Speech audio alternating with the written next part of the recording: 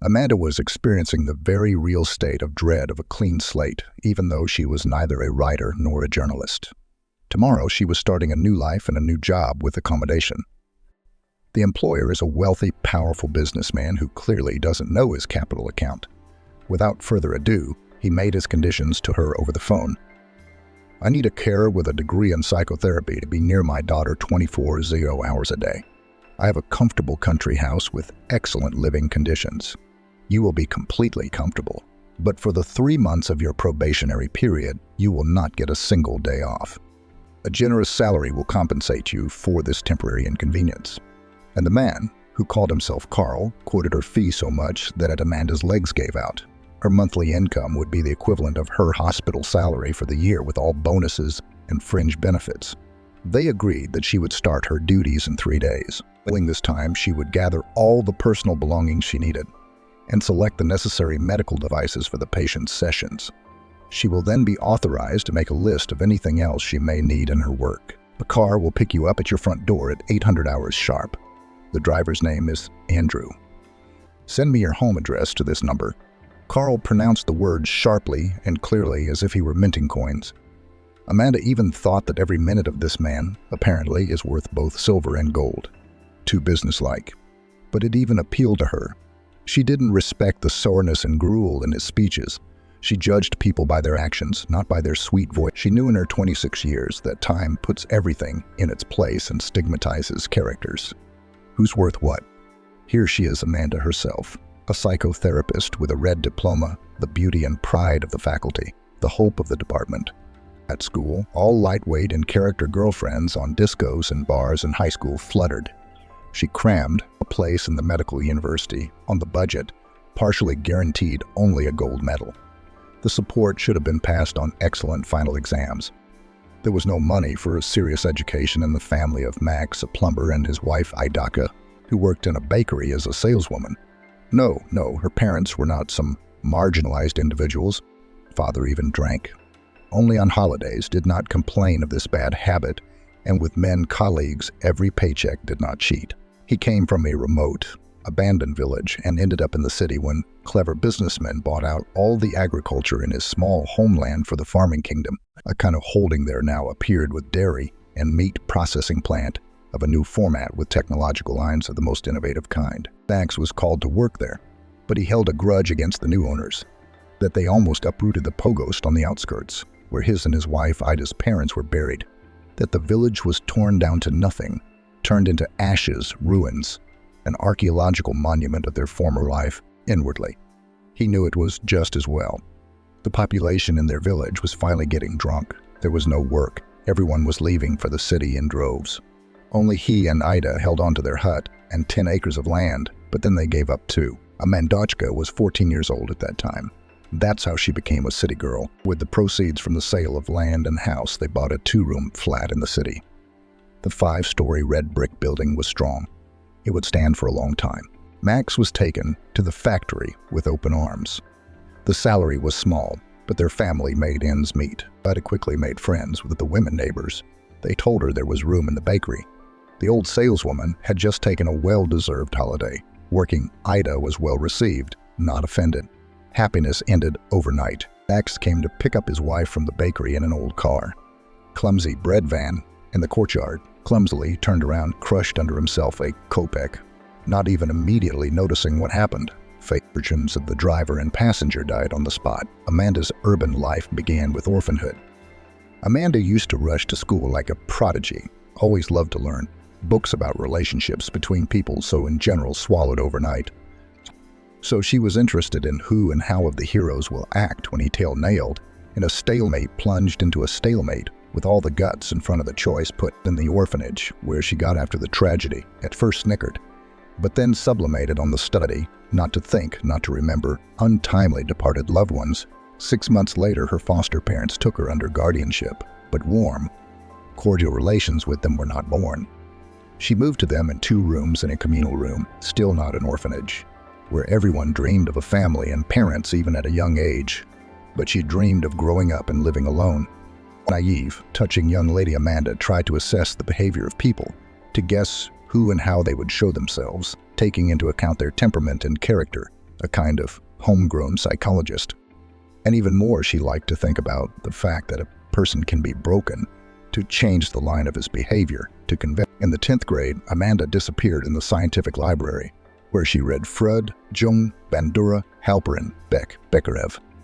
Her classmates did not know the names of such names, and she melted and molted from her new discoveries. Her gold medal at school suffered, sitting days and nights on her heels over textbooks. Her merits did not include gifts, offerings to teachers. There was no one to pay. Talented student high marks were given sincerely and generously. Her peers did not persecute the crazy girl. They had long since given up on her eccentricities, although there were good reasons to pay more attention to her. Amanda was ravishingly beautiful, possessing that very feminine magic when men turn into slaves, admirers, barely having seen such a rare specimen of external perfection. Her hair, the color of ripe wheat, fell in waves down her smooth back. Green eyes with dark pupils beckoned to drown in their depths. Lush forms gave birth to a halo of sensuality. Graceful wrists and ankles hinted at blue blood, charm, aristocratism. Refined nature had not rested on her appearance. Only Amanda herself did not seem to notice any of this, persistently gnawed the granite of science, and ignored the languid glances of representatives of the stronger sex of all ages. After receiving a certificate of secondary education, Orphan, and even a medalist in the medical university, took pity. Dramatic life at the girl. You can make an exception on the budget place to look for a place. She passed the entrance exam on excellent without tutors and material investments. She returned to her flat, left after the death of her parents. Private property, nothing can be done or taken away. She dressed unfashionably, modestly. Not as a garden scarecrow, of course, adhered to strict classics, a little leveling her natural charm. She didn't notice men around her from the word at all. She was so keen on Mrs. Psychology, but one day she fell for a seasoned catcher. Mason was also good-looking, ironic, daring, and unpredictable. With this Amanda managed to cap, she fell head over heels in love. She responded enthusiastically to the offer to drop by for a glass of wine, knowing perfectly well what would follow, except the guy had a nasty little soul. Amanda laid in bed on a bet with a guy from the majors who was courting the girl, but got a turnaround, told a fellow student. "Son, don't sit on the crate. I'll take this girl down without a hitch." He grinned, and then you'll follow the beaten track. Got it. Rip. Don't teach a scientist. The golden child of an important daddy. If you get her to be easy for me, I'll slip you 100 grand. So Mason worked his arse off. Amanda figured out the catch the next time they met after their wild night. Her hot bayo looked like an ice cube. She didn't faint. She wrote off her fascination with the smarmy Mason as hormones. Only the fee to the self-confident, handsome man did not get. Amanda made far-reaching conclusions for herself, and now she wouldn't let male representatives within a kilometer of her. Coffee with cakes in the nearest cafe between couples was always welcome. Going to the cinema for the premiere as a group. Why not? The rest of the attempts in her address, reminiscent of courtship, suppressed at the root. Around the crowd of those wishing only hoped in vain, all waited a complete refusal. Trouble for the young doctor after completing the theoretical course of classes did not end there. Place and residency received deservedly in a prestigious psychotherapeutic hospital. They greedily caught every word of her new idol, the head of the Department of Rehabilitation after serious cognitive disorders. He taught the resident a lot, eagerly listening to his recommendations. He handled difficult patients, then helped her with a referral to another prestigious place. And there the persecution from the male community continued. The first swallow, or rather a persistent eagle guest, was one of the doctors with professional weight in the clinic. He did not go round and round. He called the young specialist to his office. "We need to have dinner with you today to discuss the prospects of your work in our institution. Warn me at home that you won't come for the night." He told her directly, without any offense, straight to the forehead, that her career was only through his bed. He abruptly and without regret refused the invitation, for which she soon paid the price. It turned out that before her appearance in this institution with sedatives under strict control, everything was clear. Then she showed up, and expensive pills started going missing in packs. Her involvement or non-involvement in the thefts was not investigated. They quickly pointed at the door, threatening proceedings with a subsequent wolf ticket and blacklisting in the profession. The next incident occurred at the specialized ambulance station where she got a job. The brigades had a narrow focus. to take them out of a hangover, to deal with aggressive behavior that led to a fight, injury to loved ones in a state of temporary effect. Their patients were people on the brink, balancing between the diagnosis of incompetent and incapacitated, living between bouts of mental illness and remission. Why weren't they isolated from society? There were plenty of reasons. Somewhere relatives ransomed the blood babies, and somewhere the border guards themselves were able to prey with the help of money and connections from suspicions of abnormality. Amanda had never realized there were such medical services in their city. She'd been brought here by the same call from a faculty member who'd patronized her during her residency. Trips to the inadequates, as her team called them, were over in a month. That time she was on the same team as the head of their office.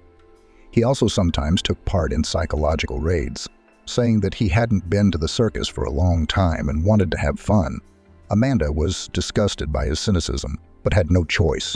After a fairly quiet shift, the supervisor volunteered to give her a lift home. The institution was located outside the city. The first bus was still an hour away. Everyone was tired after a sleepless night. On her own head, the young woman agreed. But the chief didn't go to the city, but drove her to the nearest woods. Bali, I don't like ceremonies. He breathed in her face with his breath. He wasn't afraid of anything. When already in the car, he drank half of a flat glass flask of cognac. Amanda immediately wanted to leave the car, but he only laughed. I have half of the city receive certificates of sanity in the right cases. I'm not afraid of neither the authorities nor the traffic police. She herself could not explain later where the strength came from to slap him hard. The man's head jerked. He looked at his colleague in surprise. Not cooperative, you say? Well, go fish out of here. The field to the city, 11 kilometers. While you walk, you will air your brains in the cold. There's no place in my team for a naughty girl. Ask any of our female employees. Now get out. Amanda didn't ask anyone. The next shift, she wrote a letter of resignation, and that was that. Out of practice again, out of work again. She stayed home for a month and a half. None of the clinics did not want to take her even to the place of a nurse. Glimmers of her unreliability filled the medical world, and it was up to everyone to interpret them. Amanda's psychotherapist, advanced in matters of different types of aggression, was well aware of such a Western phenomenon as harassment.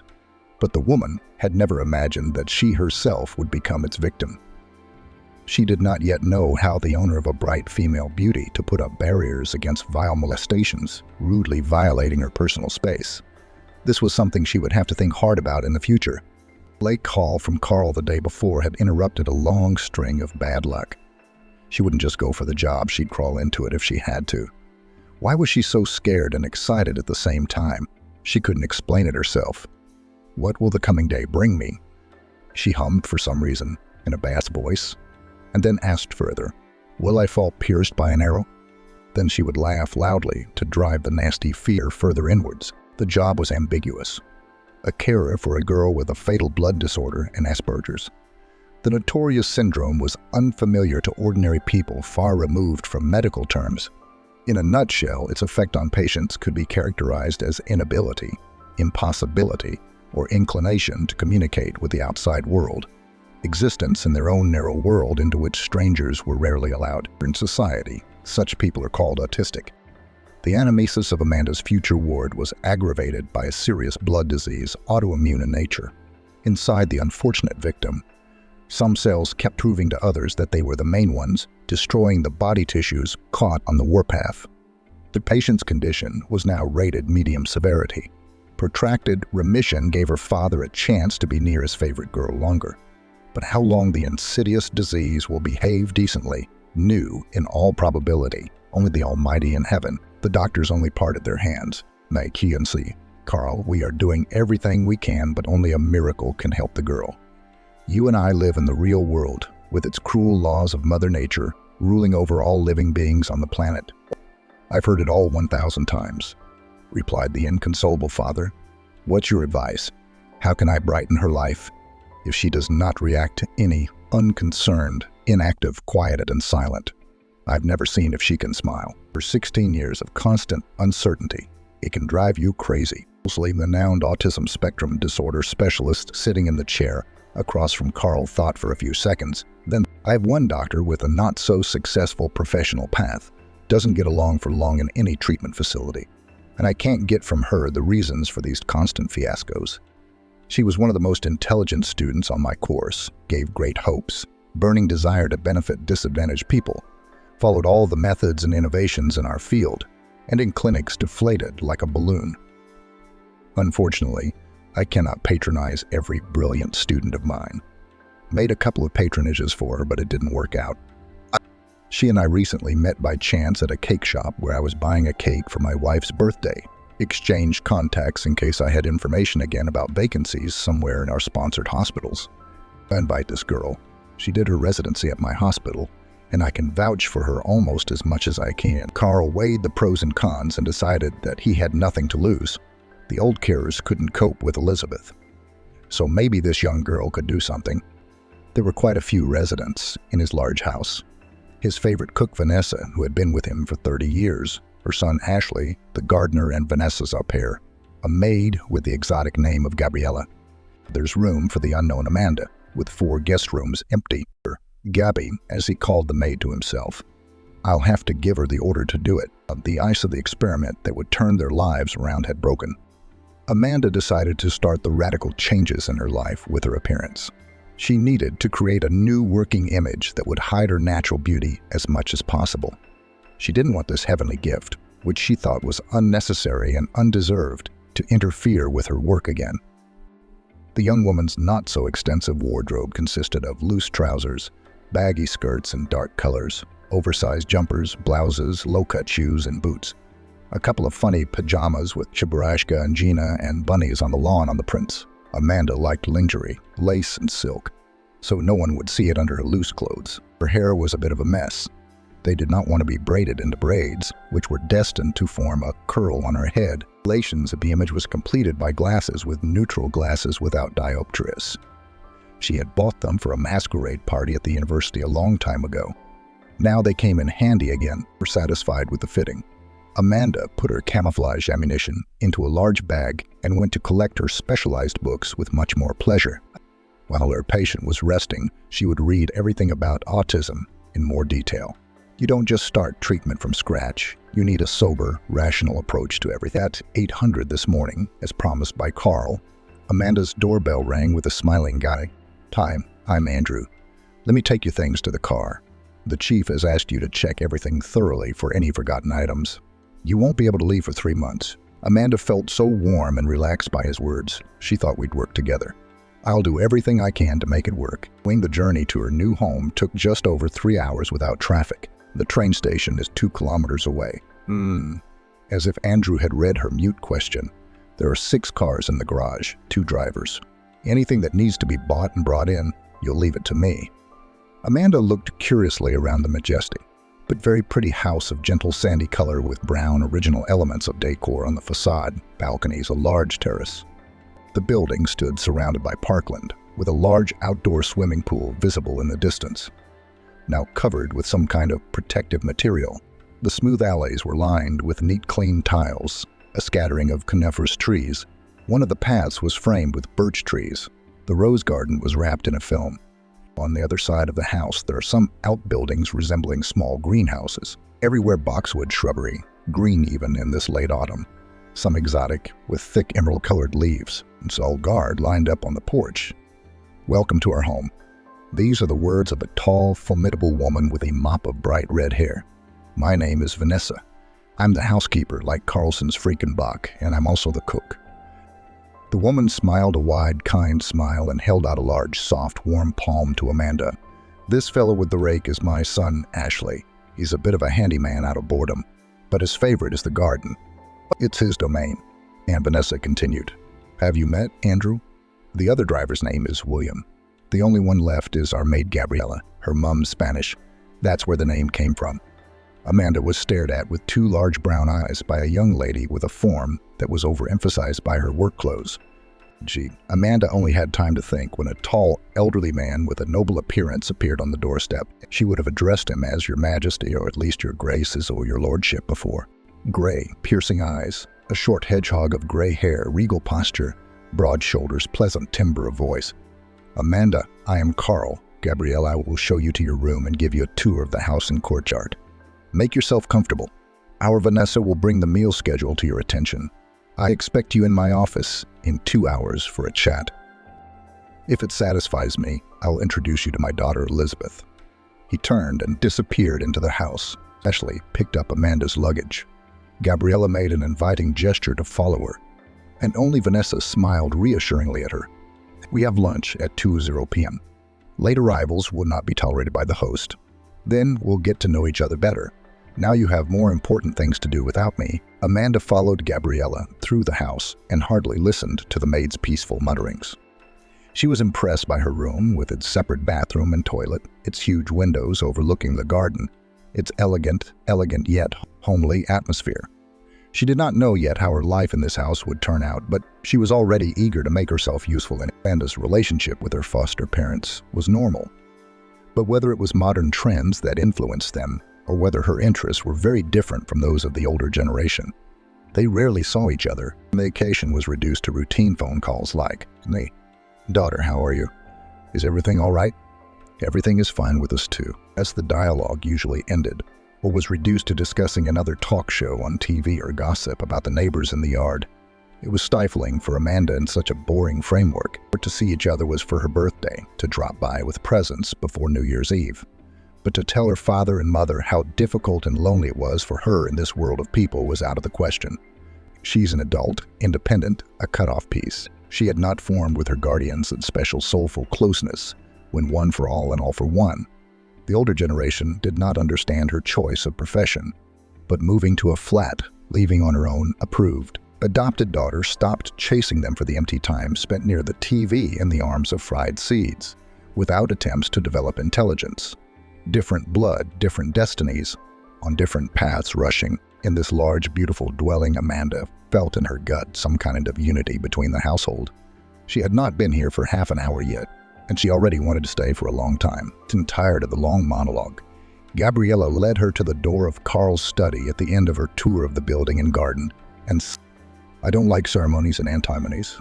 We'll be rubbing our sides against each other all day long. Don't barge in on your master, knock first. He doesn't take kindly to familiarity." Amanda nodded, agreeing to the "you" and thanking her for the tips. Gabriella left, swaying her hips gently, and the therapist thought to herself, "There's a reason this nymph is trying so hard.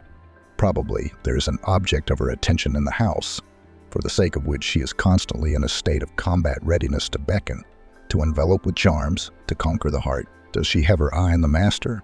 It's a good thing I took care of my modest appearance beforehand.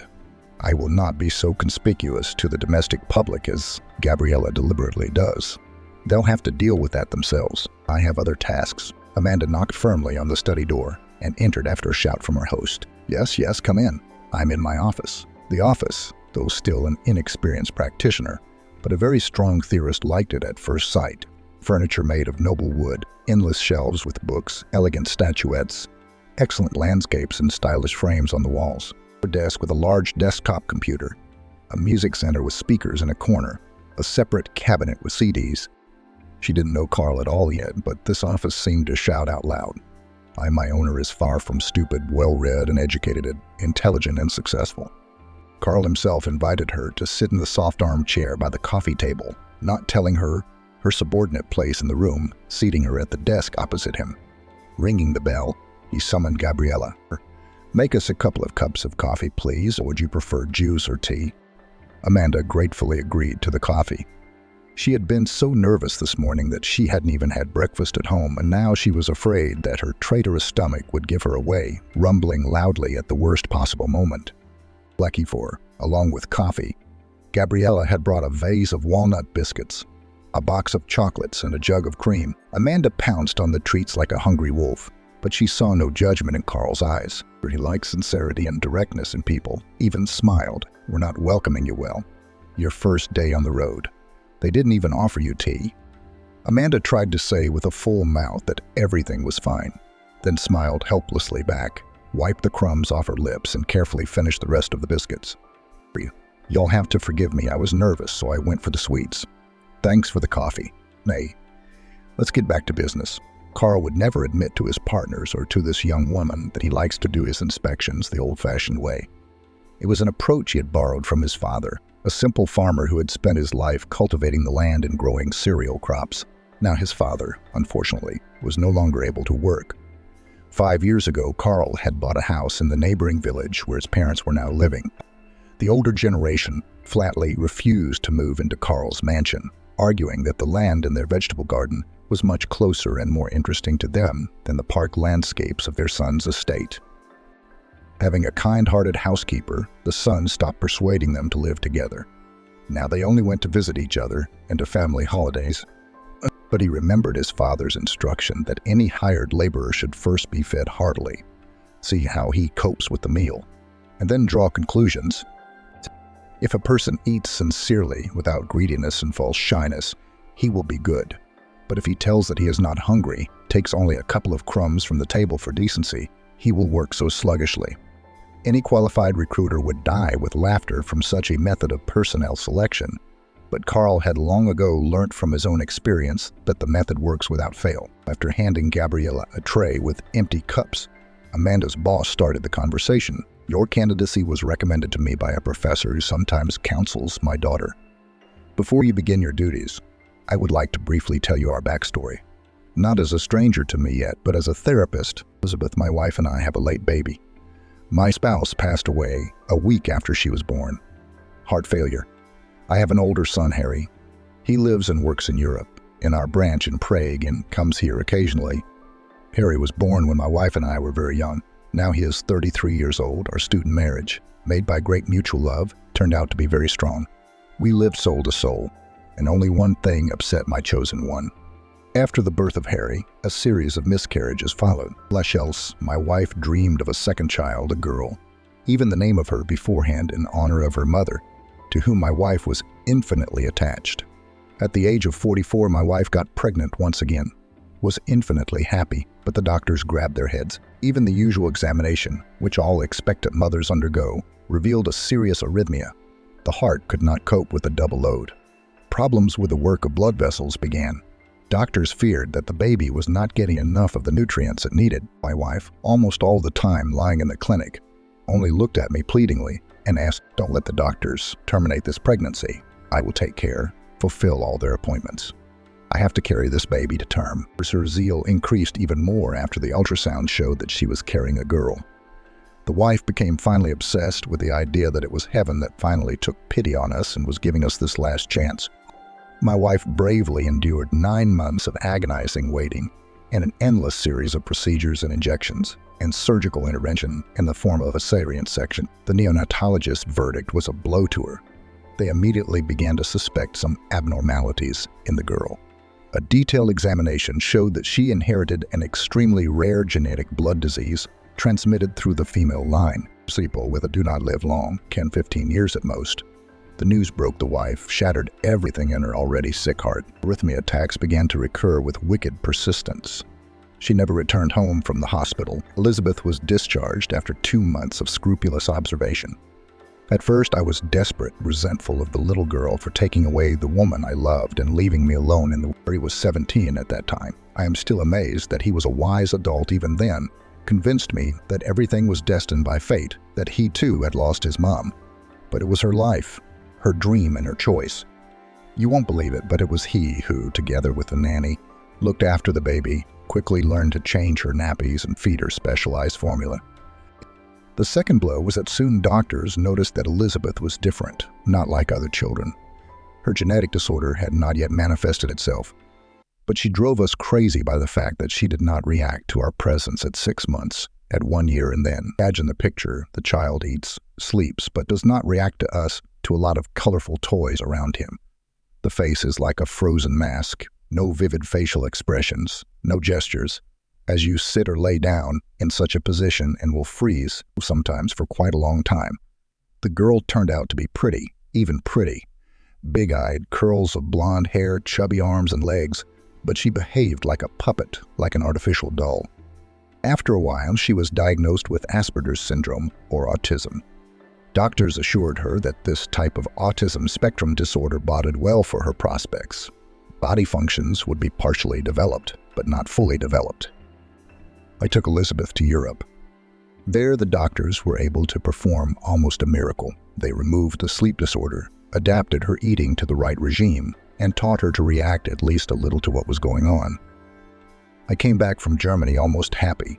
Elizabeth began to recognize her family, babbled something in a language we didn't know, sometimes tried to express something with gestures, but she still hadn't learned to smile. On the street, she turned around at the noise during walks on a trip to the Black Sea and pushed her legs up when Harry and I tried to bathe her in it. Later, I sent Harry to study in the UK, and as if as a reward for my troubles, my business grew and grew like on yeast, bringing me more and more income. We built this house together with my wife. It was her idea to live away from the hustle and bustle of the city, in the peaceful countryside. The man briefly interrupted his narrative. It was obvious that the story stirred up old memories in him. He looked at his watch, and then looked up a little. There are only 15 minutes left till lunch. The rest you will learn in the process of work. I'll just add the main thing.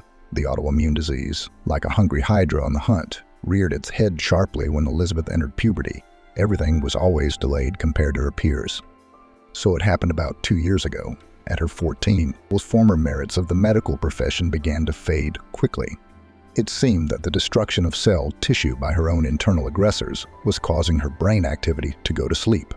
The few dozen words that she had previously spoken cheerfully were forgotten. She is once again indifferent to what is going on around her. Happy to walk with Vanessa outdoors, even swimming in the pool with Ashley's help. The girl has forgotten all those skills. More and more often, she won't let herself get out of bed, now moves only in a wheelchair, eats almost nothing, loses weight. I realize, Amanda, that you're not a miracle worker or a god. The doctors have already told me that the girl has no more than a year to live. The deterioration of her fragile body is progressing. For myself, I have labeled your tasks as facilitating her departure to the next world. I know it's impossible, but I still dream of her smiling when she looks at our park, our home, the sky, and the sun. I guess I want too much from you. Amanda was in shock. No, not at the task set before her. Here she would do everything she could, apply all her knowledge. There was such pain and despair in the man's eyes. He spoke so courageously about his daughter's imminent departure from this world that the visiting therapist's blood ran cold. So much for the high fence, the rich house, and the walls of which for so many years trouble has lived at ease. Despite the pleasant faces of the people who built it, the lunch was gorgeous. Vanessa cooked so deliciously that Amanda didn't even notice that she ate all of it. She reached for some very unusual salad, and several people answered her mute question about where Elizabeth was. Elizabeth is having lunch in her room, said Carl. We'll go to meet her after dinner. Mate, he says. I've already made her favorite meatballs and mashed potatoes, Vanessa added. And I picked a bunch of brightly colored September berries behind the house. I think Elizabeth is excited by their sharp autumn scent. Only Gabby, Elizabeth's father, had called the maid that once in a conversation in the study, and Amanda had picked up the nickname mentally, so shorter and much simpler ate, staring intently at her plate. She seemed to care the least, if at all, about Elizabeth's plight. We'll have to keep an eye on this smashing person, Amanda decided to herself. She's prepared my room perfectly, no complaints. But did she make any insinuations about her patient? In dealing with an autistic patient, all means are good, and all little things can be global. After these words, everyone at the table was again distracted by sweet cakes and compote. Amanda thought to herself through her grief, dreams, and thoughts. It's good, here they have a soul. The servants dine at the same table with the master. Everyone is praying for the girl as best they can, all trying to brighten her life. Her thoughts were interrupted by Carl's voice. Amanda, are you ready to see your patient? The woman replied enthusiastically that she was looking forward to it, and she was not the least bit wrong. The curtains were drawn in Elizabeth's room. It was dark, and there was a kind of gloom and despair. Amanda immediately noted to herself that this had to change. It was understandable. A seriously ill person lived here, but it was not worth emphasizing it with decorations. The girl did not react to their appearance. The therapist decided not to put her work on hold. Carl, Vanessa, let me feed Elizabeth, and we'll have a chat. Leave us alone. Elizabeth is your new doctor, Amanda. She'll be with you almost nonstop. You don't mind if we leave you two alone, do you? Again, there was no visible reaction. The girl obediently opened her mouth at the sight of food, chewing and swallowing like a puppet. But Amanda began her monologue. I'm not a doctor or a carer for you, Elizabeth. I prefer the status of friend. I'll be there for you of my own free will, even though I'm an employee. I'll tell you the truth, I'd stay with you for free, as long as I like it very much. Your wonderful house, the place, the people, you. Tomorrow you and I are going to turn your room upside down. I don't think it will be bad for your health." For a split second, Amanda thought there was a flicker of something in the girl's eyes, some glimmer of reaction, but it all went out again very quickly, and it could have been the insidious play of light and shadow in the room at all. The doctor, under a shower, decided to think about it in her room later, but in the meantime she dressed her ward in warm clothes and took her in her pram to the courtyard to breathe the strong air of golden autumn. From that moment on, the days in the house followed a long-established pattern.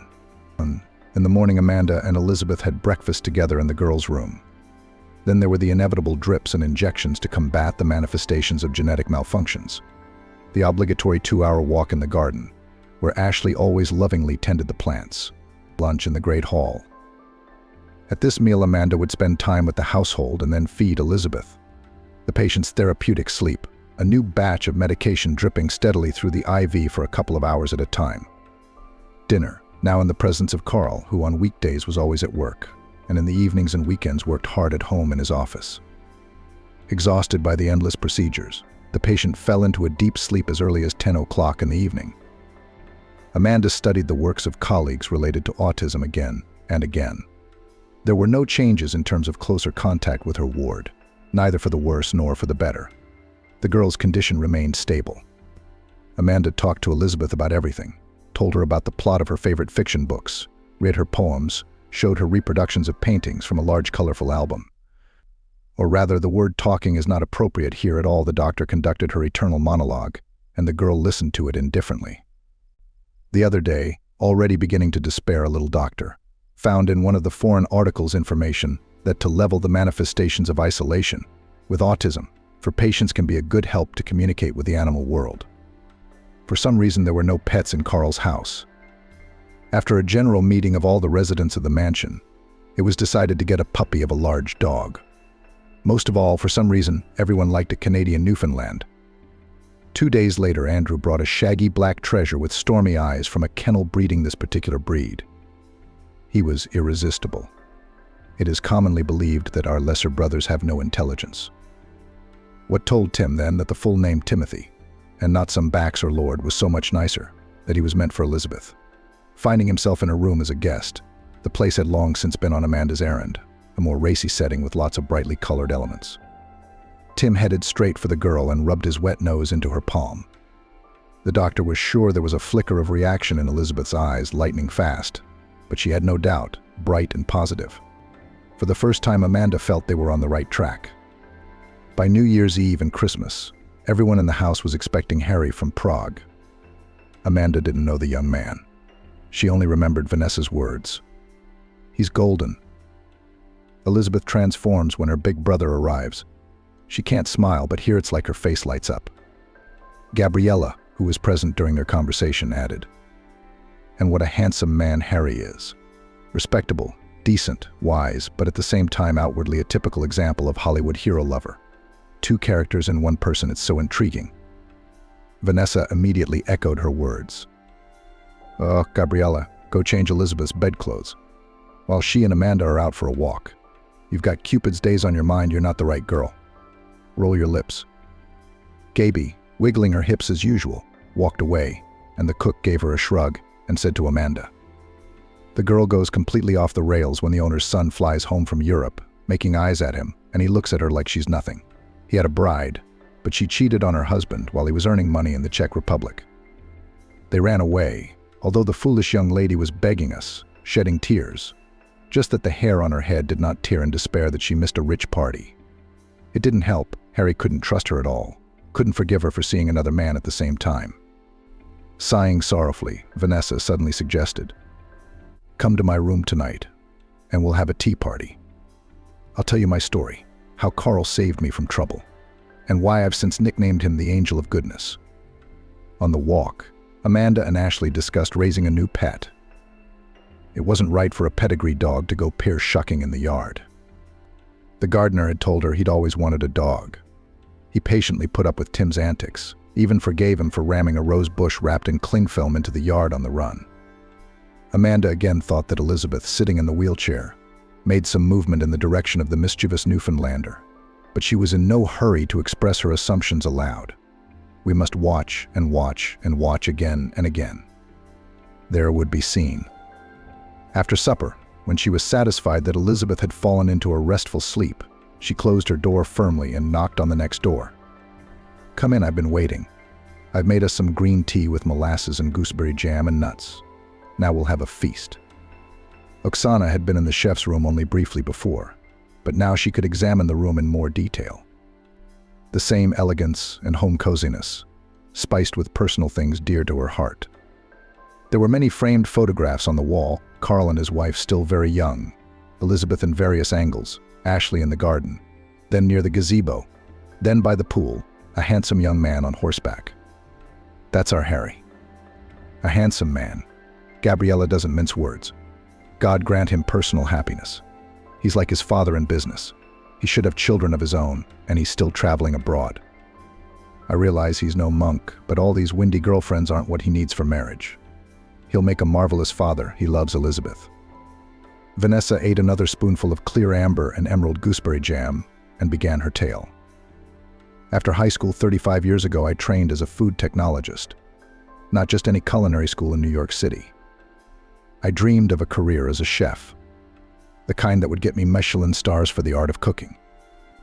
It didn't work out. The reason for everything was my uncluttered appearance.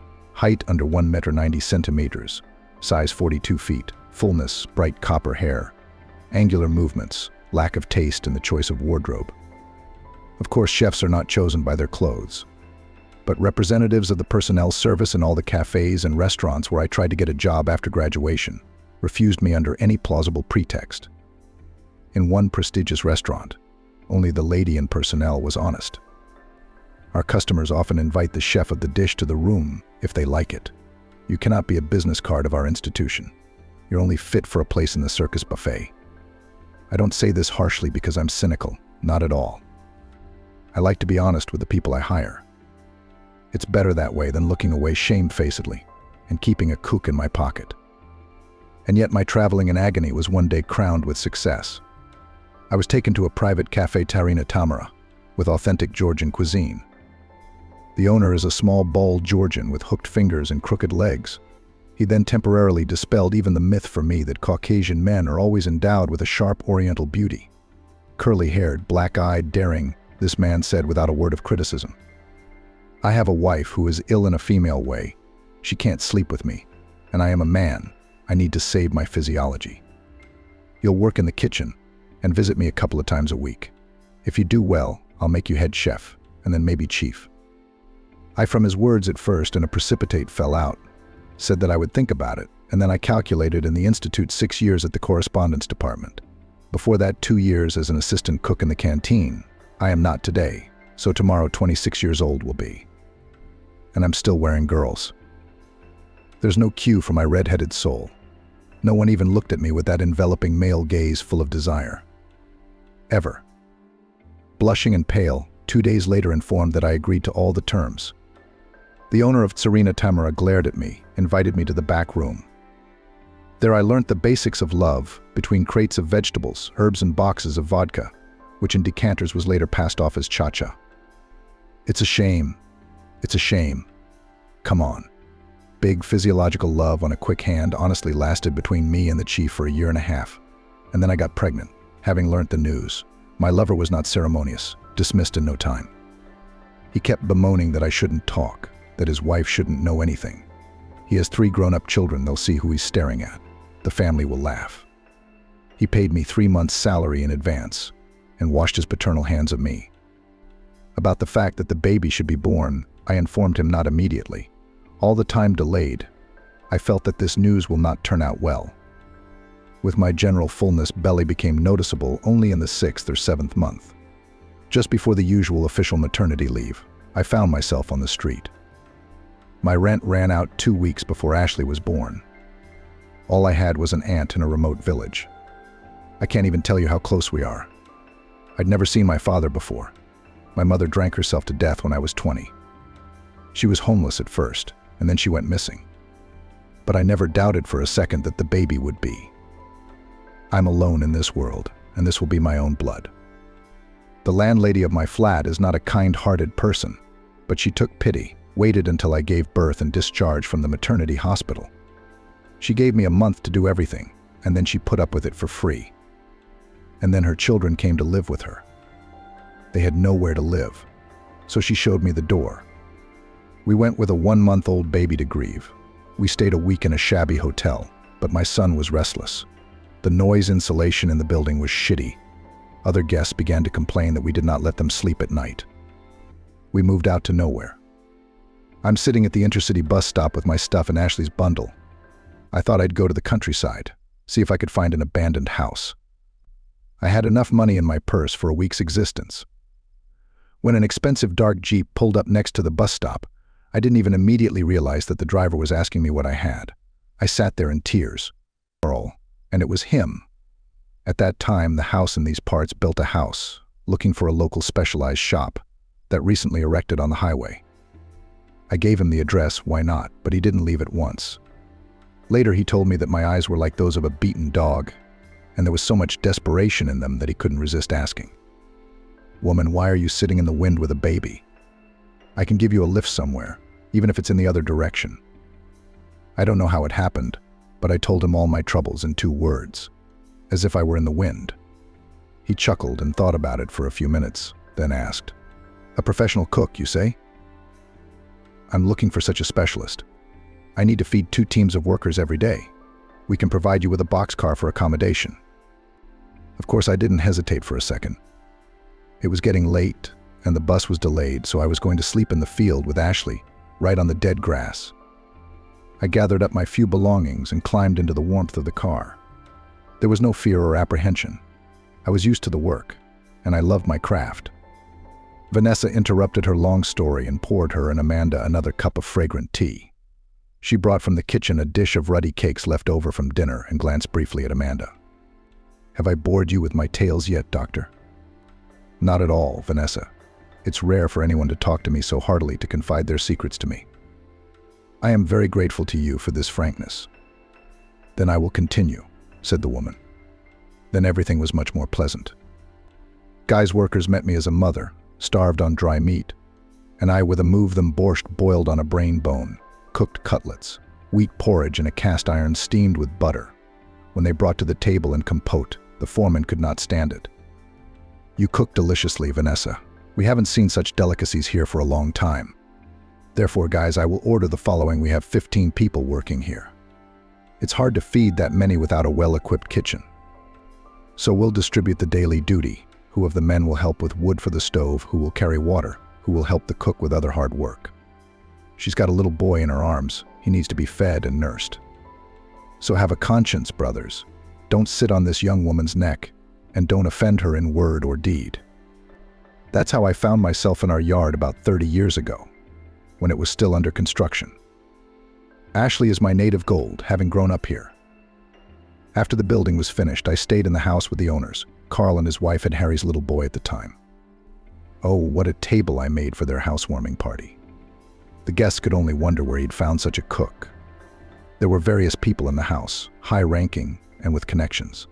Many times they tried to lure me to other houses. How could they do such a thing? An angel of goodness from heaven appeared to me one autumn evening at a bus stop, and I'd betray him when others beckoned. Elizabeth was born to me, her nannies and carers, and Carl made me head of the house and promoted me to housekeeper. Everyone here has become dear to me. Even that empty Gabriella with her dreams of hunting Carl's son doesn't seem like an enemy. That's my story for you, Amanda. Maybe it will help you in your work.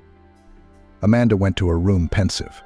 She used to trust the notion that the rich were stingy with their souls.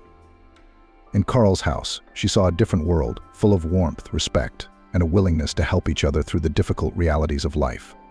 Her fervent conviction to do everything she could to make Elizabeth feel at least a little better became even stronger in her mind. From the next day, she increased the therapeutic load for the girl, insisted on the return of massage procedures, deciding that they were not harmful to the body, broken by the disease, and on the contrary, contribute to its tone. Elizabeth was still unresponsive to the change in regime, Only the appearance of Timothy's shaggy puppy seemed to revitalize her face a little.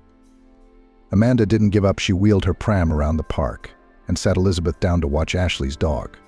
He took the assignment seriously. Little Tim already knew the commands: sit, down, place, come, walk. In the house, the Newfoundland recognized only two people as masters: Elizabeth, at whose feet he spent all his free time, and Ashley, who fed and brought him up. The days were running by, and the winter holidays, New Year's Eve and Christmas, everyone's favorite, were approaching. Amanda, Gaby, and Vanessa were happy to decorate the already pretty house with fir tree arrangements, colorful wreaths, and sculptures of fairy tale characters. Ashley installed artificial Christmas trees in all the rooms, richly decorated with expensive toys. Everyone was in a pre-holiday mood. 3 days before New Year's Eve, Amanda received an unexpected phone call from her only close friend. "Amanda, you're going to fall over. I have big news. I'm getting hastily married and moving to Florida with my lover. He's a military engineer. We're going to live near the Cape Canaveral spaceport."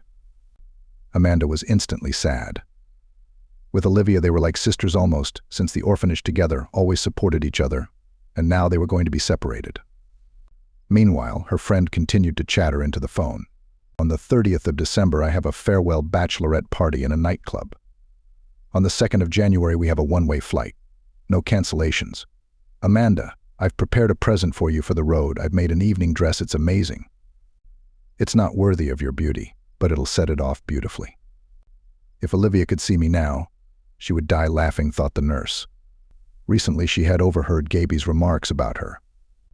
The maid gave her a scornful look after dinner and summarized. "Our therapist is a moth-pale mouse gray. How only the earth bears such shapeless, faceless women. They're worthless, and men probably avoid such a scarecrow a mile away." Amanda promised Olivia to call back by nightfall and went to Elizabeth's room. The girl, after a hearty dinner, a walk before, was already fast asleep, sprawled out on the soft pillows. After adjusting the blanket, she slipped out into the corridor. The conversation with Carl was not going to be easy. At her timid knock on the door of the study, the owner responded at once. "Come in. I've just finished going through the evening's papers. Is something the matter?" "I had an emergency." She outlined the situation in a nutshell, "but I'll accept whatever you decide. The fact is, someone close to me is going away for a long time. We won't get a chance to see each other if I can't make it to my friend's appointment. I'm not a warden in prison or a cousin in the zone to keep you locked up, Amanda. You've been in our house for a month and a half without leave. Elizabeth is doing well, if not brilliantly, without a hint of deterioration. I am pleased with your initiatives, methods, and practical experiments. None of them have been detrimental to my sick daughter. Be sure to go to the city. I'll give you 24 hours.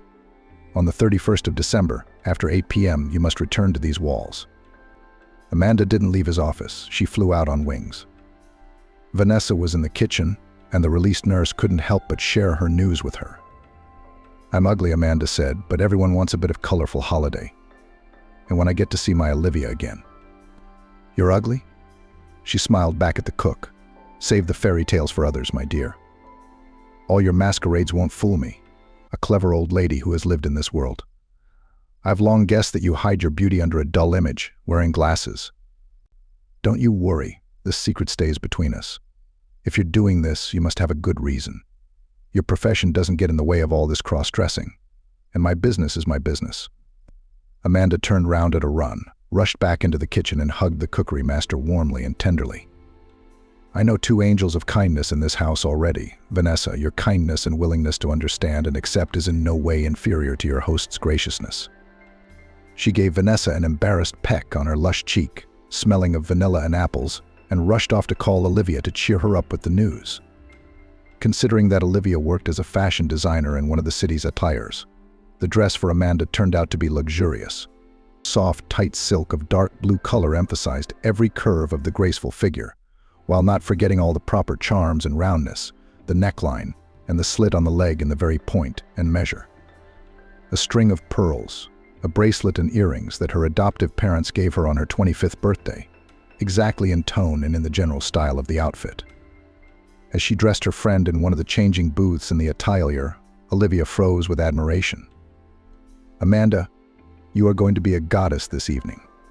And your fiancé, I'm sure he won't waver. He's already seen you in our shared photos. But the rest of the male sex will be at your feet, you'll see. Oh, I'd rather stay away from all these signs of intrusive male attention. Amanda replied bitterly, I've had enough sad experiences in this area. It seems to me that decent, if not knights, at least adequate gentlemen are no longer in this world. I have only come across representatives who managed to disappoint me for a long time. I'm going home to my flat to fix my hair and nails and stuff. I'll meet you at the club tonight. The place called Big City Lights met Amanda, who arrived by taxi with a stunningly colorful appearance. Dressed up fir trees and pine trees, colored lights and tinsel shining in their light, the crowd dressed to the hilt. Her favorite friend Olivia was wrong. There were many real beauties on the dance floor, at the tables, at the bar, worthy to become the prima donnas of this evening and the coming night. On the eve of the new year, it seemed that everyone tried not to hit in the dirt face. The audience was already relaxed by the fountain of hot drinks. Amanda breathed a sigh of relief. No one around her cared about her, but she was glad too soon. At one of the tables, Mason was having a good time with his friends, her first and only man. At the sight of Amanda relaxed and chatting serenely with Olivia and the rest of the girls, a greedy gleam lit up in the man's eyes. And that girl just got even more beautiful. I shouldn't have let that bird out of the love cage back then. Such a friend next to me will make the image of any successful man, he thought to himself, lewdly grinning. Today again I will get her into bed.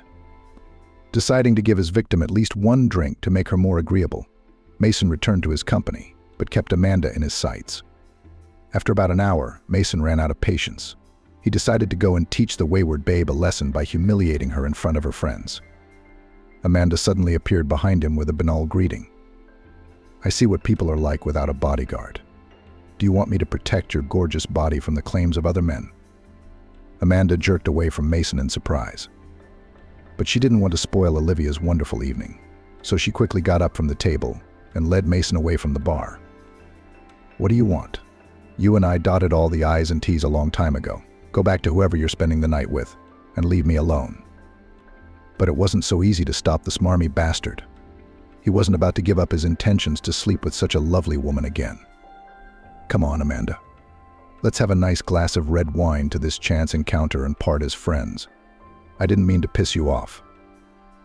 I just thought you might have something to remember from the pages of our brief affair. The woman prudently decided not to make a scandal because of casual circumstances and obediently followed the man. At the counter, Mason ordered 2 glasses of some expensive grape wine and from an overseas collection, generously bought a chocolate bar and nuts sprinkled with sugar. He put his arm round Amanda's waist. The man's calculation was trivial, that now his old acquaintance would get drunk and become more docile, but he was wrong. Amanda drained her wine glass without even tasting it and looked boldly into her ex-lover's eyes.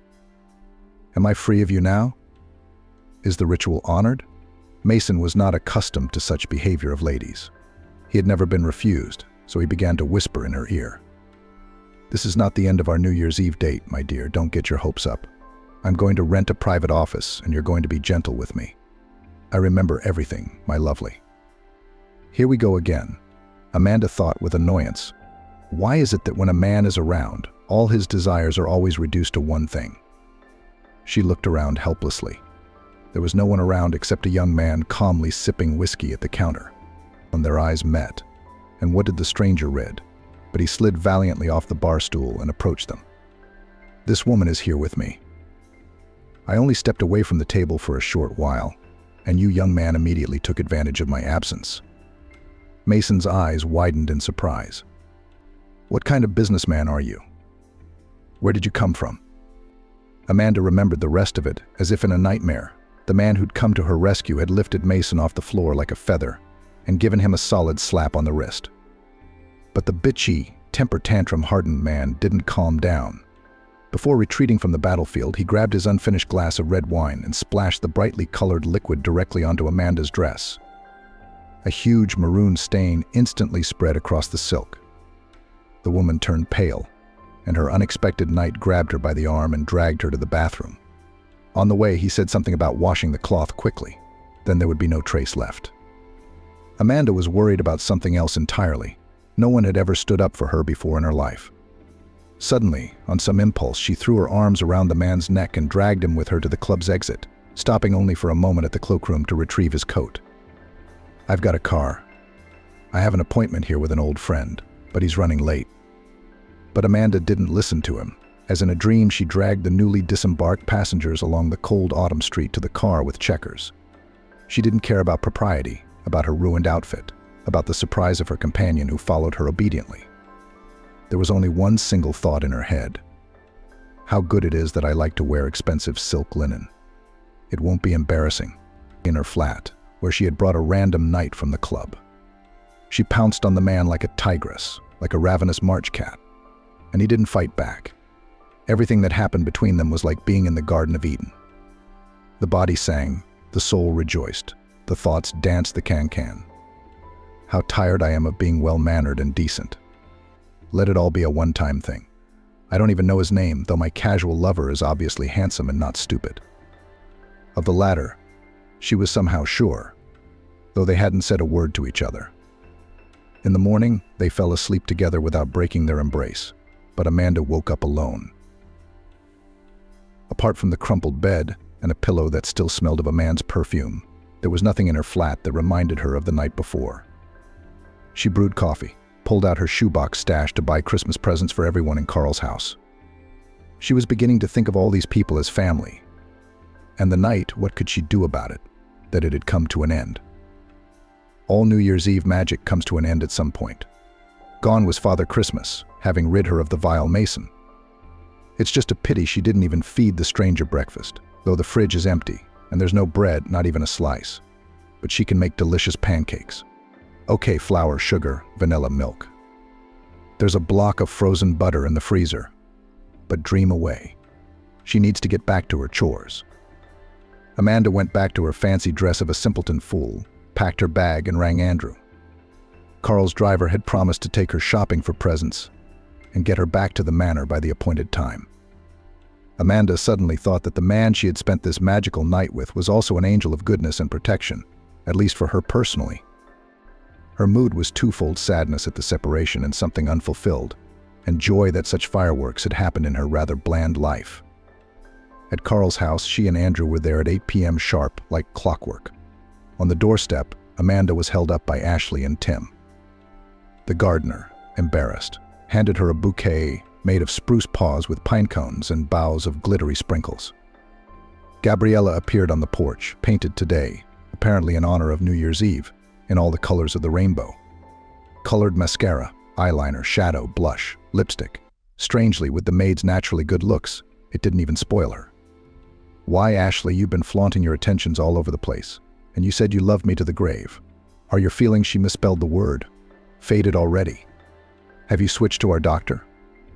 The modest, quiet, ordinary gardener suddenly decided to fight back.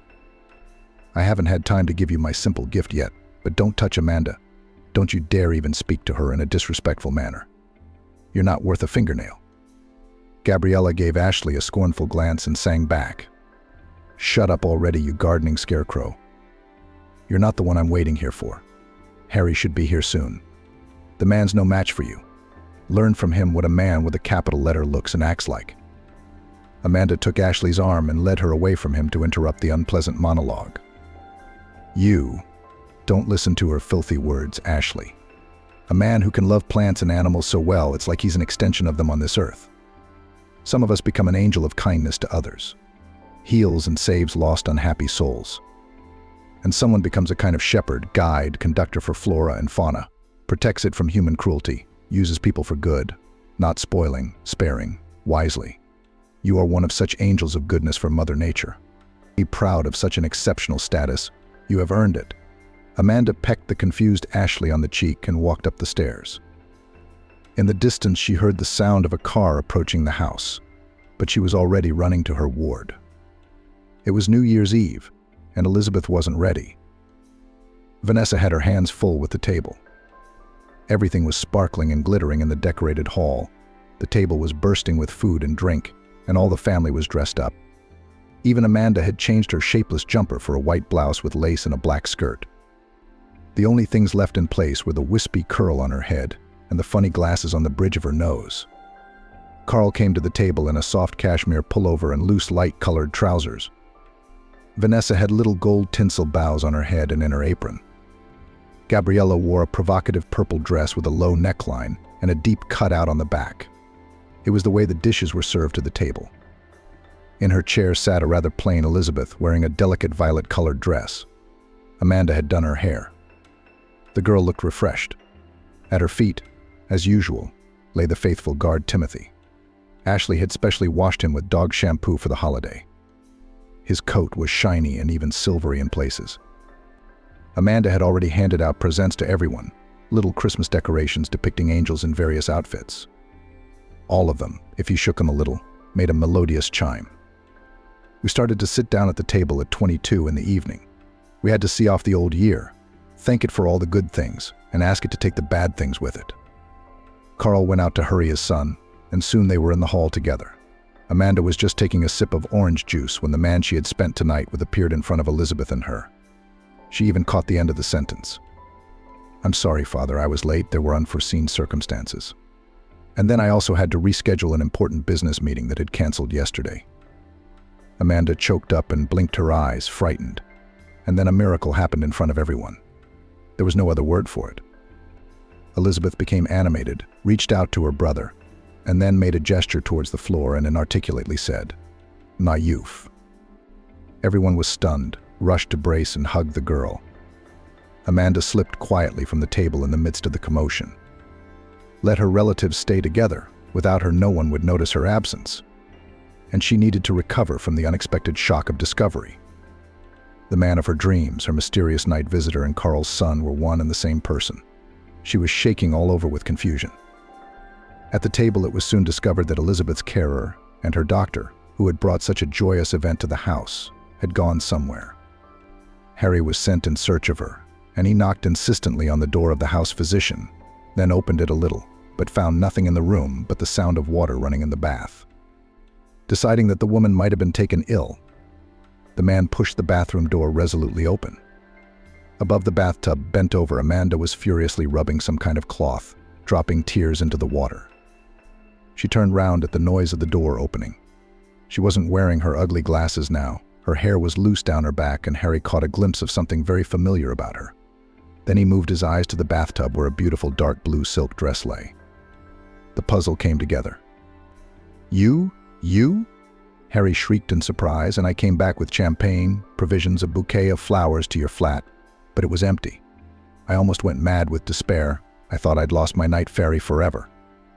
Amanda boldly stepped into his open arms. To hell with all principles, decency, rules. This man had turned her soul upside down yesterday. People on this earth meet and get to know each other in different ways. She feels good with him. The rest doesn't matter. Harry let the girl out first. Quickly put something on. It's only 5 minutes until the chimes strike. We'll make it in time. There was no time for the usual masquerade. Amanda's blouse and skirt were all wet. She pulled on her tight jeans and white jumper in a matter of seconds. Didn't bother to brush her hair. They arrived at the table as the chimes struck. Champagne bubbles were playing in the glasses. Vanessa's culinary creations were waiting on the table.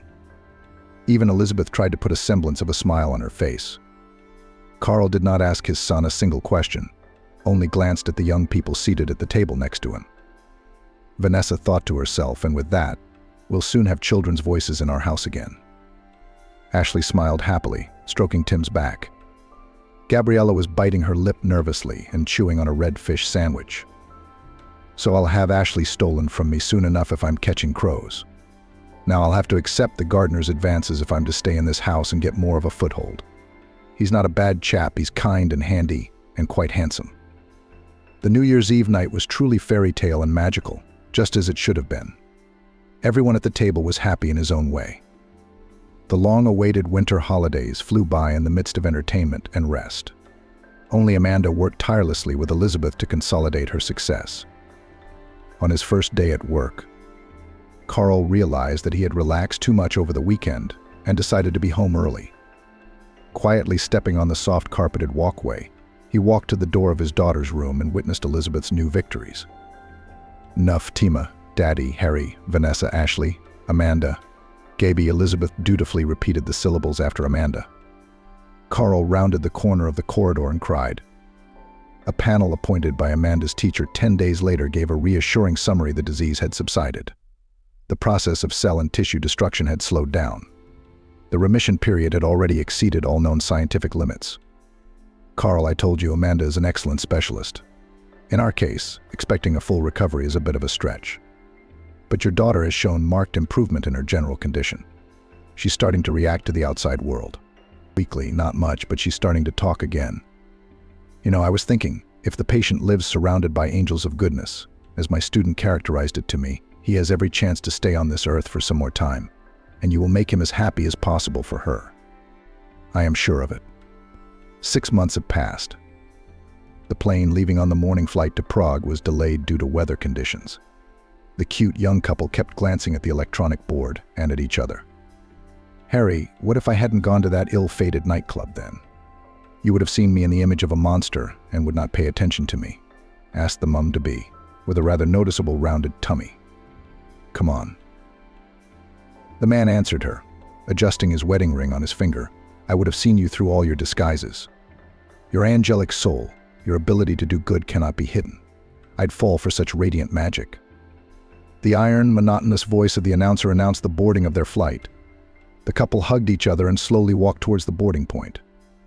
We will finish all my business in Prague now. You will see this beautiful city and we will hurry to our home. Elizabeth, do you know what she gave me before we left? Harry, Amanda, Elizabeth, Tim is waiting. It's a puzzle. We can't let them all down. Without us, the circle of good angels would be incomplete. Oh, Selena, look how handsome John is, Betty told her friend. She was 6 months pregnant herself. Spit, her friend looked at her. Laughed Betty. That's good. The girl lifted her son in her arms and kissed him. You're so superstitious. Betty always knew that. God protects him, Selena said. They had been friends since high school, and now that they had both graduated and married, one was already a mother and the other was just getting ready. Where are they? Betty looked at her watch. I don't know, they should be here by now, she shrugged. Today was their special day. It was on this date that Betty and Selena had met their husbands. Yes, Harry and Carlos were friends. They'd been walking the streets of the city like girls, and apparently, as fate would have it, they'd met two friends. Since then, exactly 5 years had passed. They played weddings 1 month apart. At first, they wanted it to be on the same day, but then the girls changed their minds. And today they gathered to celebrate a small anniversary of their acquaintance, waiting only for their husbands. Are they knocking? Betty looked at her friend when she heard a sound. I don't know, go look. Carlos has keys. She looked toward the front door. Betty got up and went to open it. Indeed, there were young men standing on the landing with so many bags in their hands that they couldn't even knock properly. Wow, Harry, she can feel you even through the doors. Carlos looked at his friend. Come on, we were just scraping by. They entered the apartment. Where are you going? The girls looked at the huge bags. Now we'll get everything ready and sit at the table. Her husband did not answer her question. And he and Carlos really went into the kitchen, closed the doors, told the wives to wait a little. They looked at each other and quietly went into the room. That's the way it always was. Betty and Selena were very good guys. They were always in charge. The wives just had to be there for them and love them. Well, that was it. An hour later, Harry came out of the kitchen. He and his friend had dragged a large table to the middle of the room and began carrying the dishes they had just prepared themselves onto it. Boys, did you really do all this yourselves? Betty marveled at it every time. Enough already, her husband kissed her on the cheek. They sat down at the table. Everything looked delicious. Carlos poured wine into glasses. We thought of you too. The young man smiled and pulled another bottle from under the table. You what? I'm nursing and Betty's pregnant, Selena told him immediately. It's non-alcoholic, hubby parried. Good, then let's have it. She set up 2 glasses. It was so family-friendly, the friends sat around, reminiscing about everything they had, how they met, what they talked about, and the rest. I feel sick. Betty covered her mouth with the palm of her hand. Hurry up. Harry took her hand. She didn't return to the table again. In the evening, the couple went home. I don't believe there is such a friendship, Betty said to her husband in the evening. How can it be? Because we have one. He looked surprised. Yes, I realized that, but still, she was silent. But it was true. In all the years of their friendship, neither the boys among themselves, nor the girls, nor their families had ever quarreled. There had been a few misunderstandings, but never a big fight. "Are you going out?" Selena called her friend. "I can't, it's my stomach," she admitted. "You need to go to the hospital," the girl worried. She was silent, counting what Betty's due date was. "I'd already thought about it, but I want to wait for Caustic," she said, but she was in pain. "When are you due?" Selena finally asked. "In 3 days," clutched Betty. She was already sitting down. It hurt so much. "Urgently, call an ambulance," her friend advised. "Okay." There was silence on the other end of the phone. "BT," Selena shouted, but there was silence in response. The girl crouched down in the hallway. She could hear her name being called from the tube, but there was nothing she could do. She couldn't even inhale or exhale. The pain was so intense. A key was inserted into the keyhole. The girl turned around. Harry entered the apartment. He was in a good mood. He saw his wife on the floor. Everything immediately changed. He realized that he needed to go to the hospital. "Now, love." 1 minute. He ran to the phone and dialed 911. "Help." She held out her hand to him, but he didn't. He just walked over and lifted her into his arms. Everything was ready. All that was left was to wait for the paramedics. They arrived. Harry carried his wife to the car. They took her to the hospital. The young man wanted to go with them, but they wouldn't let him. They wouldn't let him in the hospital anyway. She was already in the labor room. There were doctors all around. "Come on, honey. Soon you'll be a mom," the midwife commanded her. There was a baby crying in the room. Betty looked at the baby and cried too. She was now the mother of the most beautiful baby girl, Lucy. She took her tiny hand as she lay on her chest. "Congratulations," the doctor whispered in her ear. "Thank you." The girl lay there, somewhere in the distance, still feeling the pain that had just been so intense that it hurt to even remember. After that, she was transferred to the ward, and Harry was already standing outside the window, waiting for his daughter to be shown to him. "Look, it's your daddy." She brought the little bundle to the window. "And my husband just cried." He shouted words of gratitude and wiped his tears. That made 6 of us. Her friends and her husband greeted her after she was discharged. "Yes, we'll become relatives," laughed the girl's mother. "I don't mind," Carlos said. They went home and decided to organize a small table. Lucy was a quiet child. After she was fed, she fell asleep and let her parents spend a few hours with their friends. John was a little over a year old. The boy was curious about who was brought in and put in the crib. He stood looking at his future girlfriend. "Why, Lucy?" Selena asked. "I don't know," looked at her and realized that's what she was going to be called. Betty turned to her husband. "It's okay. It's a great name." He kissed her hands. After a brief sit-down, the friends left, leaving the young parents alone with the baby. Lucy was growing up, as on the first day she was very quiet, not crying much, only at night when it was feeding time. Now Selena and Betty were walking together in the park with their strollers. "We should get together," Selena suggested. Yes, her friend agreed with her. They were visiting with Betty and Harry. The friends were sitting on the couch watching John and Lucy discussing something on their own. The girl was still so young that she was babbling incomprehensible things, but the boys seemed to understand everything. Let them grow up together, and then they'll be together too. Carlos couldn't get enough of the children's play. "I don't mind," Selena said, just as she had at the maternity ward. "Neither do we," Harry turned to her. That's how the boys grew up, always close by. John went to daycare late. He was practically 3 years old. Betty had tried to find a place for Lucy too. Now the boy and the girl were in the same garden. Their mothers picked them up every day, and they walked home together. When it was time to go to school, Selena would not put John with her stream. They waited a year, and the kids walked to September 1 together. "We did it," cheered the moms as their kids walked to class with their teacher. Yes, they hugged. From that moment on, John and Lucy became inseparable. They sat at the same desk, went everywhere together. They were even teased as bride and groom. "How are you doing at school?" a mother would ask her daughter when she got home. "Not you, but you," the girl told her. She was in the 7th grade. "Good. How are you doing in school?" smiled the woman. She was pleased that they had once made the right choice. John was sticking up for Lucy now. He loved her and would never let her get hurt. Everything is fine. Today I talked to Selena. He said that after school we'll get married right away, blushed the girl. Where are you in a hurry ahead of the whole life? Did not understand the mother, but did not have anything against it. They gathered with friends, the children together, they too. You know what my daughter said to me today? They were sitting around the table again. We know. John pleased us too, laughed Selena. The husbands looked at each other. They too were supportive of the children. School was going great. The boy and girl didn't have to run anywhere. They often spent time at home. Exams are coming up. Have you prepared? Betty came into the room. Of course, turned at the same time, guys. Good, I believe in you. She walked out and they were alone again.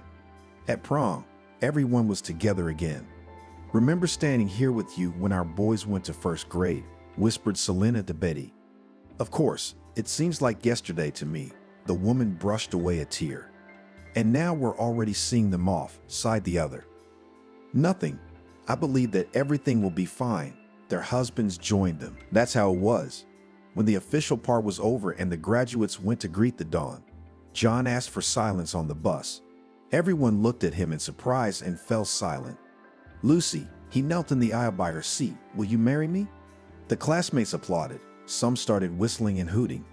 Of course I will. She hugged him and took the ring. John stood up. He hugged Lucy.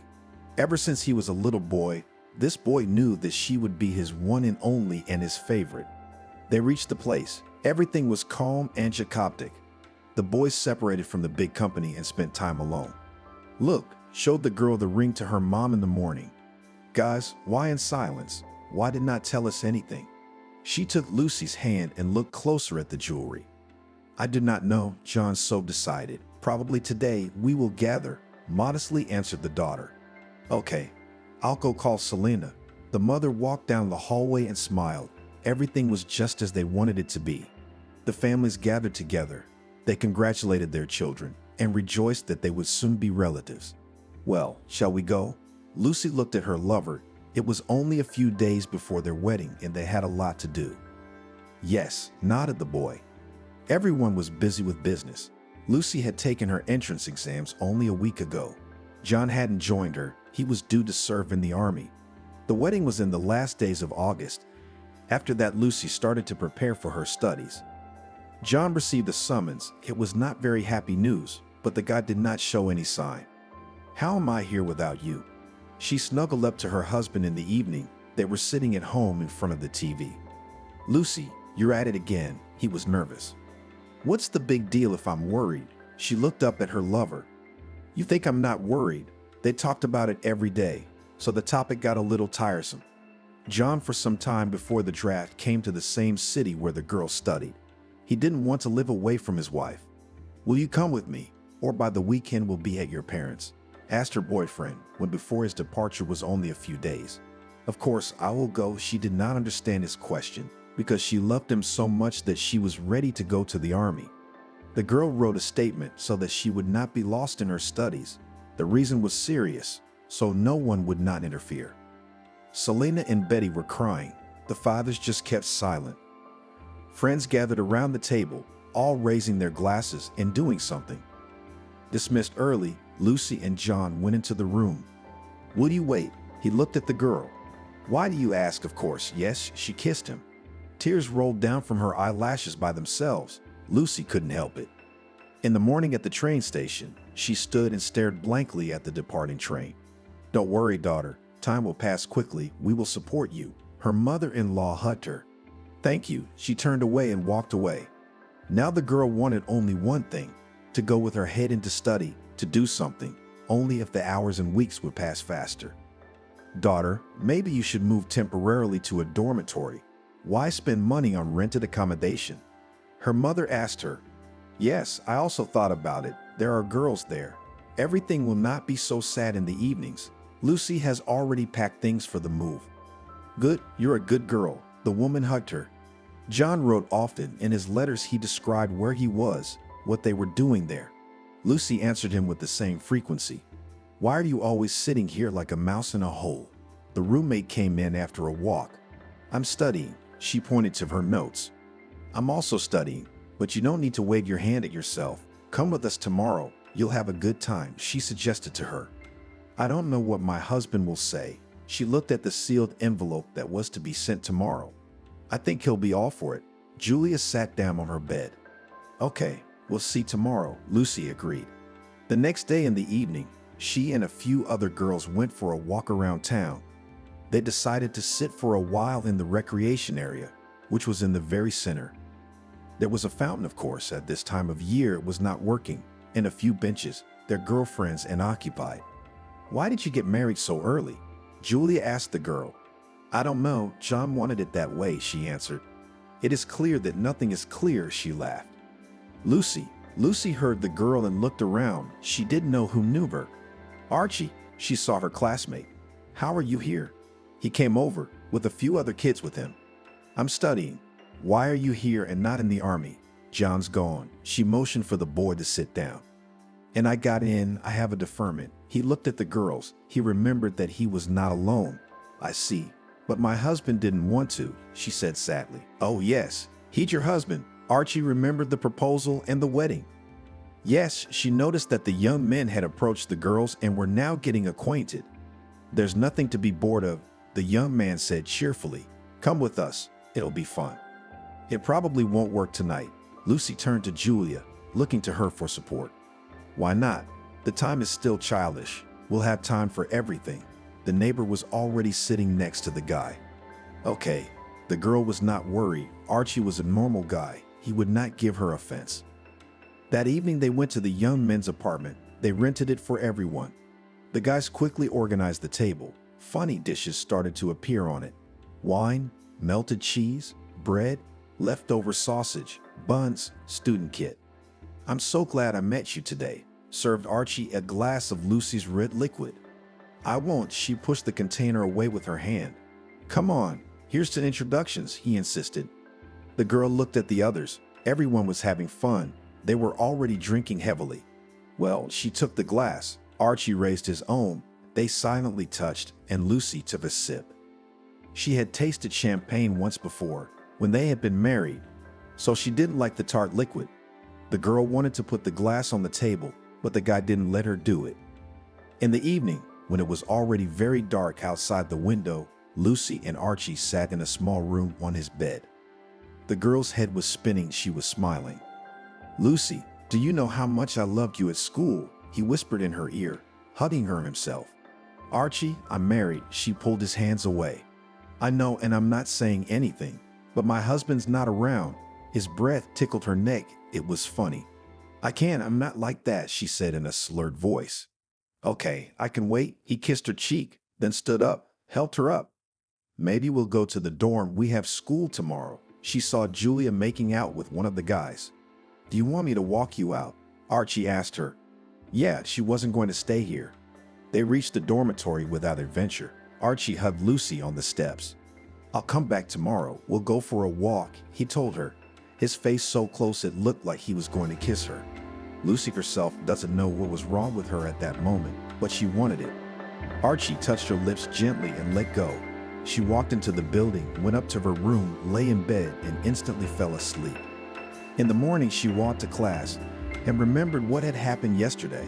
Why she acted like that, what she was missing. It was embarrassing. She had only met Julia at school, and she was cheerful. "Are you going to the guys today?" she asked her friend. No, the girl didn't want to. But no one considered her opinion. Archie came to pick her up in the evening. He was waiting for her on watch while she got ready. All day long, the girl knew she wasn't going anywhere in the evening. But as soon as she was told that a young man had come, she gladly began to get ready. "Hi," she walked out to him. "What took you so long? It's like a date," he laughed. And they walked outside. Lucy liked walking next to the strong and handsome Archie. Of course, she had no feelings for him, just friends. But the guy didn't understand that. He perceived her behavior as if she was flirting with him, and she'd agreed to go out. "Archie, why?" He brought her a huge bouquet of flowers. "I just like to make you feel good." He hugged her and kissed her on the cheek. In her letters to John, Lucy never said a word about being in a relationship. They also corresponded, confessed their love to each other. Lucy wrote that she was waiting for him. And the new friend kept coming, bringing gifts, flowers, inviting her on dates, which Lucy took for simple meetings. "Are you ready?" He came for her again. Yes, she came out to him. It was already warm outside, so it was possible to spend time somewhere in a summer cafe. "Lucy, I care about you." The young man took her hand.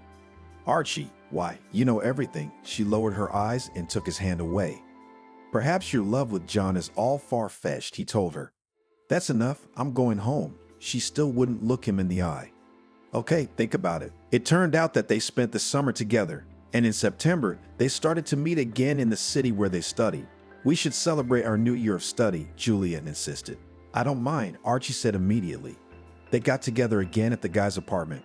Wine, talking, laughing, dancing. Archie went to see Lucy off. As they walked past the park, he put his arm around her. "What are you doing?" She pulled his arm away. "Lucy, stop breaking down." He was very drunk. "Archie, stop it.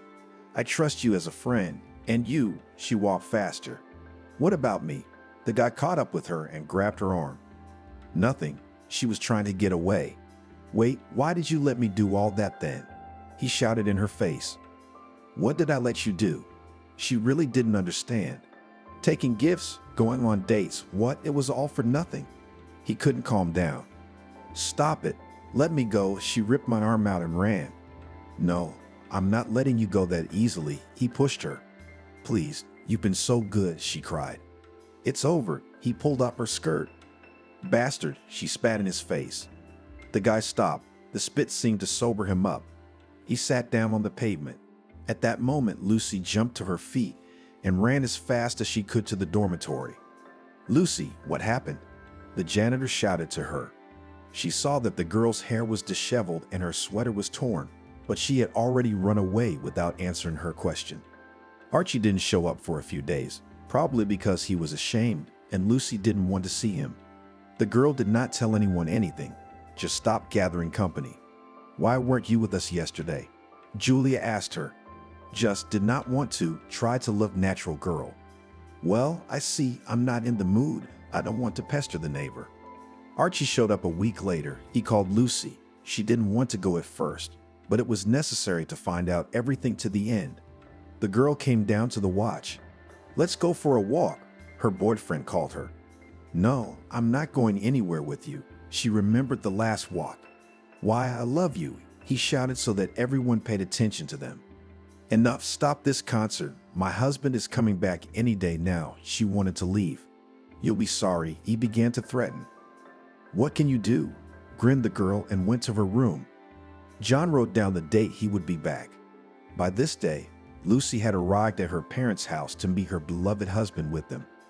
John got off the wagon all handsome. He walked up to his mother, mother-in-law and wife. All together, they went home to celebrate the meeting. The fathers were not at the train station. They prepared everything at home. When everyone was assembled, the questioning began. And the next day, the guy and the girl went to the city. There they again rented an apartment. The guy wanted to enter at least a college, to have at least some education. "How glad I am that we are together again," she hugged her lover. "Thank you for waiting." He pressed her against him. For a week, everything was very good in the couple. On Monday, Lucy went to study. She had no premonitions. She sat out her classes. After that, she went to the store, bought groceries, and hurried home. "Selena, I'm home," she shouted as she entered the apartment. She didn't hear a response. She walked into the room. The guy wasn't there and neither were his things.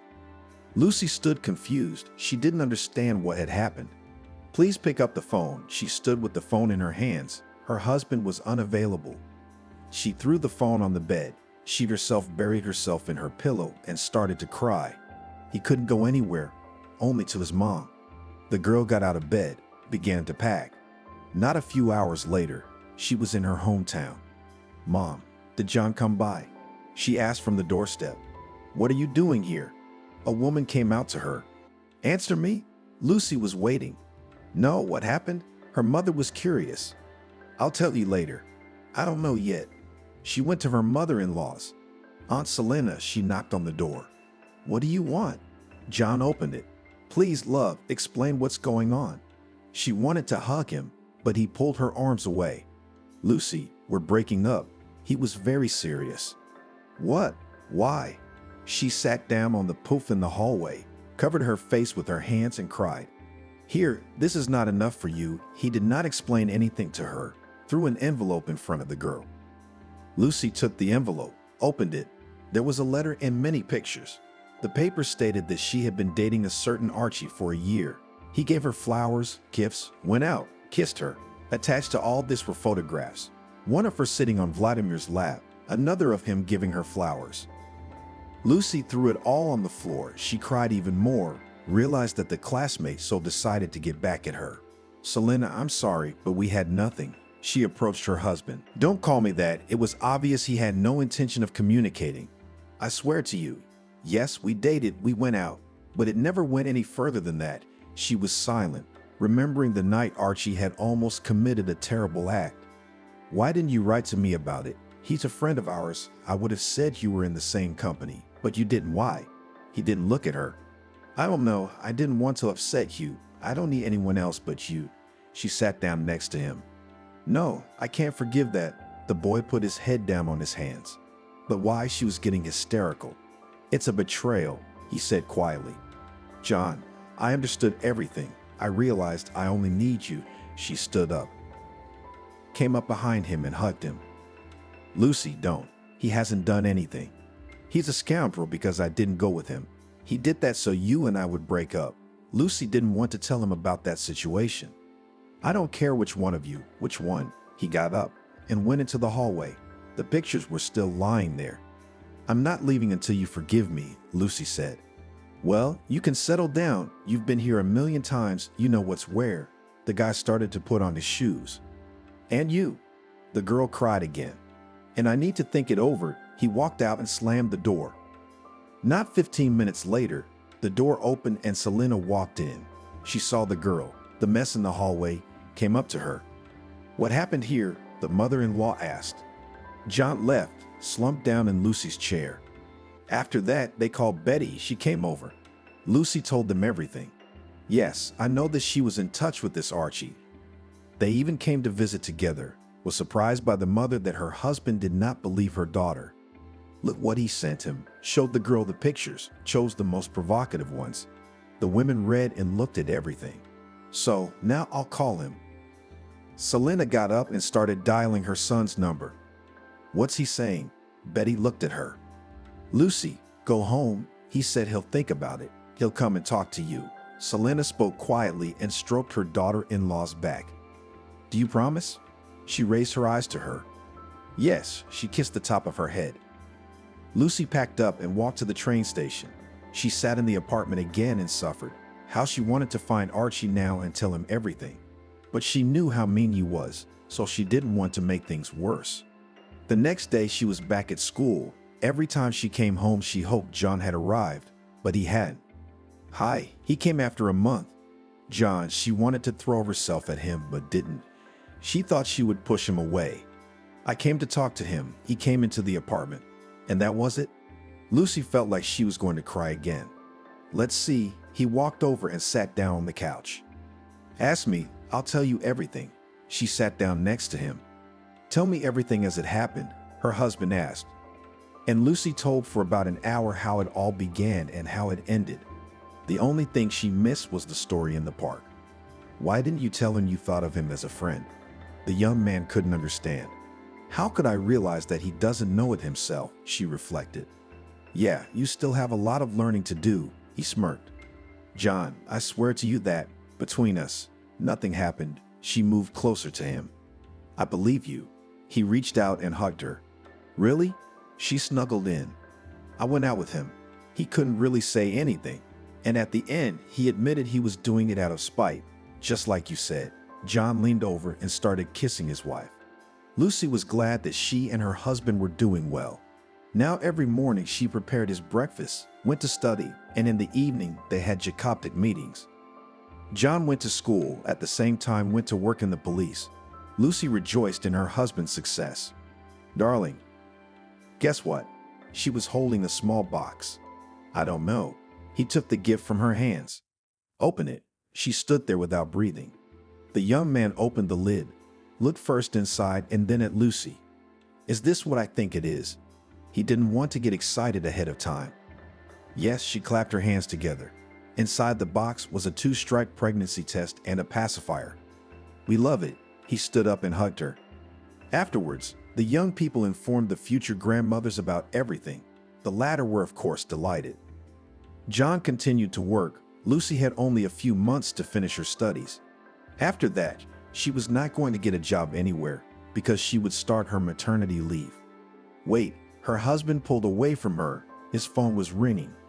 Okay, she went into the kitchen. Honey, I'm being paged. He's leaning over her from behind. What? It's your day off, she got upset. Yeah, but some thugs robbed the cash register in one of the villages. They were spotted and now they're inside shooting back. He was fully dressed. Be careful, his wife kissed him. He walked out of the apartment. Lucy herself doesn't know why, but she crossed him. She had never done that before. Lucy, the phone rang in the night. Yes, she didn't understand anything when she woke up. You can come to the hospital. John is hurt, a male voice told her calmly. Not understanding, she sat up in bed. Come, a silence formed on the other end. She didn't realize what she was doing. Rushed to the hospital.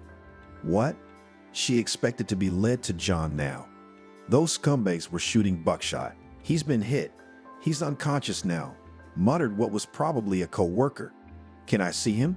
Lucy asked. I don't know. He looked around, looking for a doctor. The girl was thrashing around the corridor. She couldn't gather herself. When the doctor came to them, he explained that the wound was serious. The shot could go in different directions. Lucy started calling her and John's parents. By morning, everyone was gathered. Selena was crying. No one was bothering her. For 3 long days, women and men took turns being on duty at the hospital, and on the morning of the 4th day, John died without regaining consciousness. Daughter, her mother called her. No, she screamed into the phone. Hold on, her mother tried to find words of encouragement, but nothing worked. I'm coming. Lucy wanted to get out of her seat and run to them. No, you don't have to. We'll be right there. Betty stopped her. Everyone was saddened by this sad event. They just sat there in silence. Lucy was staring at one point on the wall. She couldn't even move. Daughter, you don't have to be so hard on yourself. Your husband was a hero. Carlos sat down next to her. I know. Her voice was lifeless. The day of the funeral, Lucy went crazy. Nothing could stop her. She screamed like a wounded animal. And when no one was home, she even tried to kill herself. But her mother came back in time. Daughter, what are you doing? You have to live. You will have a child. She grabbed her and held her for so long until she stopped kicking. Mom, I can't do without him. He's my life, my love, the girl screamed. Everything will be fine. Remember that you'll have a little one soon. Then your brains will fall into place. That's how Harry caught them when he got back to the apartment. What? He didn't finish, he realized. The procession was very slow. So many people had gathered, colleagues, acquaintances, friends, relatives. They were really burying him like a hero. And only Lucy and Selena sat on the bench because they could not believe that their boy and husband were no longer in this world. I will always be with you. Lucy rushed to the grave. Her father managed to grab her in time. He was ready for it. When it was all over, she just fell on all those wreaths and flowers and sobbed in her voice. What can I do to help her? Betty looked at her husband. But at that moment, the girl was writhing in pain, and her mother noticed it and came running over. She's bleeding, the woman noticed. Hurry up and call an ambulance. The car arrived. The girl looked like a mad woman. The paramedics had to deal with her. When everyone arrived at the hospital, it was clear that nothing good to expect. And so it was. The doctor came out and told the family that the girl's baby was gone. Why did this happen to her, to our girl? Cried Beatty. The father was also somber. The girl is under sedation now, but in the evening you can pick her up, mumbled the doctor. Okay. Beatty looked at her friends. Unequivocally, we are taking her with us, said Harry. When her parents arrived in the evening, Lucy wasn't herself. She seemed to exist, but really everything inside felt like it had been scorched. When she arrived at her parents' house, all she did was lock herself in her room and sit there, tears flowing all by themselves. Daughter, You have to come to your senses, Selena told her. I understand that, but everything died inside me. Looked at her with colorless eyes, daughter. Well, tell me, what do you see as a way out of this situation? The mother was ready to do anything to help her girl. I was thinking, maybe I should go somewhere. I will be distracted by my work. I will forget. Lucy turned away to the window. Of course, if it will make you feel better, then please, she went on all the girls' terms. Already the next day, Lucy began to pack. Her friend had long ago suggested that she go to work on a shift, and now she was finally right for it. Julia, is your offer still valid? Lucy called her. Yes, of course, we're always in need of hands, she said happily. Then meet me in a couple of days and I'll call you, Lucy decided. She sat at the table with her relatives. It was not as cheerful as it had always been. Selena supported her choice. She continued to socialize with Betty. Lucy slept very badly that night. She was plagued by nightmares. She dreamed of a girl who was reaching out to her and asking her not to leave. In the morning, the girl woke up in a cold sweat. Lucy left. She sat on the train, looking out the window and thought about nothing. At the station, she was met by Julia. The friends hugged. While driving to the place, the girl told everything that happened. She could only sympathize. Well, here we are. They got out near some building. Now Lucy had to live in the dormitory again. And again her roommate was Julia. Just like back at school, she smiled. Yes, Lucy shook her head. In the morning they went to work. The new girl had to learn everything. They had to work in the dining hall, washing dishes, floors, walls, and everything else. Sometimes she'd be asked to serve. It was understandable. Well, do you agree? Her neighbor looked at her. Yes, I have no choice. Lucy was ready for anything. The work was hard at first. When she got involved in the process, there was no time left at all. From the very morning until late in the evening, the girl was in the kitchen. She came home and just fell off her feet. But after she realized everything, she grew to her working time. Now she could have tea with the girls and go out in the evening. Let's go. There is a place where everyone gathers to spend leisure time. Julia called her when it had been a few weeks. Okay, Lucy wanted to go out. They packed up and set off on their adventure. Lucy knew that with Julia she was sure to find them. Oh, what beauties! They hadn't gotten anywhere yet and they had already been spotted. Two young men stopped to meet the girls. Hi, Julia said to them. What do you plan to do? The young men were curious.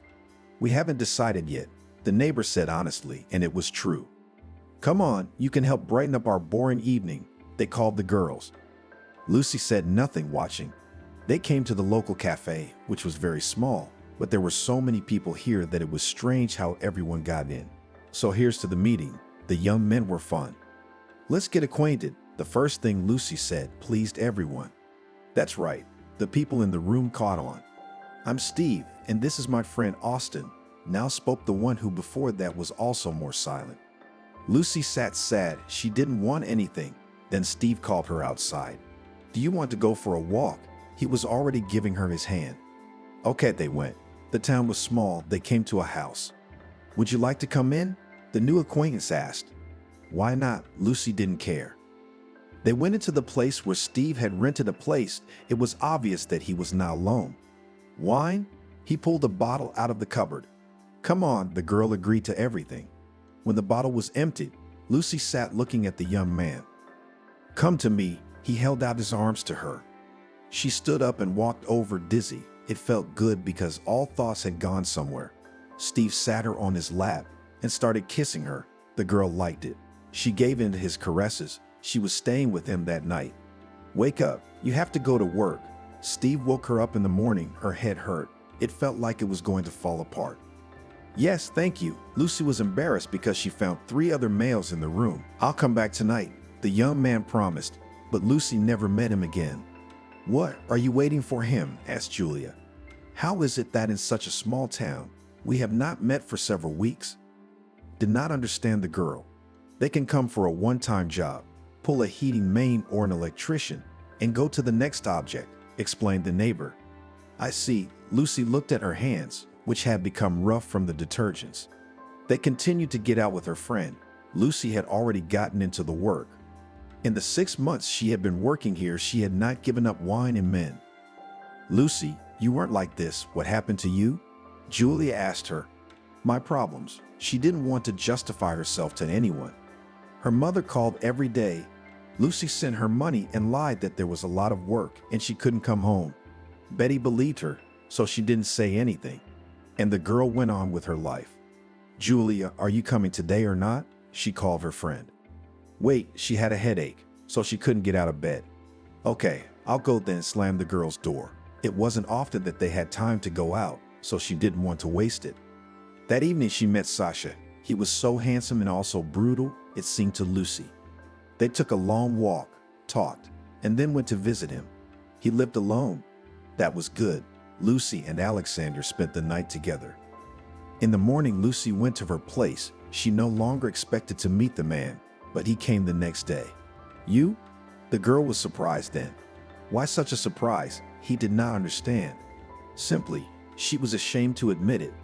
Are you coming? He waited for an answer. Yes, this insolence and something else like Lucy in this man. Once again, they were at Alexander's house. Everything was going well. He was doing a lot for the girl. Julia, he asked me to live with him, Lucy told her friend in the evening. And you? She tensed up. Well, I'll probably agree. The girl was glad. He is some kind of murky, did not believe Alexander neighbor. You just don't know him. That's the first impression. Lucy was sure of it. It's up to you to decide. Her friend pressed her lips together. She didn't like it. Okay, don't be offended. She hugged and kissed her neighbor, took her suitcase and left the room. From that moment, Alexander and Lucy formed a couple. They went everywhere together. Everything was fine. When the girl began to live together with Alexander, she began to notice that he was doing something illegal in addition to working here. One day, she decided to ask, but she was answered so rudely that she didn't even think about it anymore. Why are your eyes red? Julia noticed at work. Don't mind her. Lucy turned away from her. I see, she's hitting you, her friend guessed. No, she was telling the truth. It's just that she cried all night after a big scolding. Okay, tell me if anything, continued the girl. With Sasha was difficult, but Lucy swallowed everything. After all, stability. She noticed that different people came to him. They talk about something, do something. But the girl didn't dare to ask about it anymore. Lucy, aren't you going home at all? Her mother asked her when she called. Mommy, of course I'm going, but not now, a little later. She couldn't explain anything to the woman. Who called you? Alexander came up to her. Mommy, she showed her phone. I can also write Mom and Angelica will call me. He spoke in a stern voice. Are you jealous? She laughed. It was the first time he had ever hit her. Lucy stood, holding her cheek, and looked at Alexander. No one had ever touched her in her life until that moment. If you misbehave, you'll get another, he promised her. Why? She didn't deserve to be treated like that. You asked me how many men you've had in all the time you've lived here, and now all they say is that I picked up the poor guy. If I'd known before, I never would have done such a thing. He clenched his fists. That was before you, she thought. She was acting roughly now. That was it. The conversation was over. The man just walked out of the apartment. Lucy wanted to leave, but she was afraid. There was no one to complain to either. When she got to work the next day, she decided to share with her friend. Can you imagine the look on her face when she told her everything? Report it, Julia advised her. I'm scared, Lucy admitted honestly. Do you want me to report it? She suggested. Try, but if he finds out, we'll be in trouble, her friend told her. Don't worry, we've been in more trouble than this, she promised her. Lucy returned home. She was really afraid of her roommate, but she had nothing to do but wait. A week passed. Alexander came home. Did you snitch? He came up to Lucy and grabbed her by the chest. What are you talking about? She made big eyes. You know what? He gathered some things, then put a chair in the middle of the room and sat the girl down. What are you doing? She was shaking, scared. You'll find out now, he grinned. Alexander tied her to the chair. He doused everything with a smelly liquid for fear. Lucy did not even immediately realize that it was gasoline. He took one more look at her. He flicked a match, threw it on, and closed the doors. Help! She began to scream with all her might. At that moment came the realization that she was not living right, but no one heard the girl. The house was old and wooden. The logs were quickly seized by the fire. Someone called the fire department. Lucy was panting. She rocked harder on the chair. She fell down. It was easier here. But she realized she was losing consciousness. When she was at her wit's end, she felt someone lift her off the floor. Lucy, she opened her eyes. Julia was sitting next to her. Where is he? The girl's first question was. Don't worry, he's right where he needs to be, her friend reassured her. Well and good, Lucy closed her eyes. Imagine, you were right. He was doing all sorts of nonsense to destroy everything. Everything and set it on fire so they wouldn't find it. Julia started whispering. Yeah, and me for one, the girl cried. All's well that ends well. The neighbor squeezed her hand. What did the doctor say? Lucy wanted to know. Nothing happened to you, just smoke inhalation, the neighbor reassured her.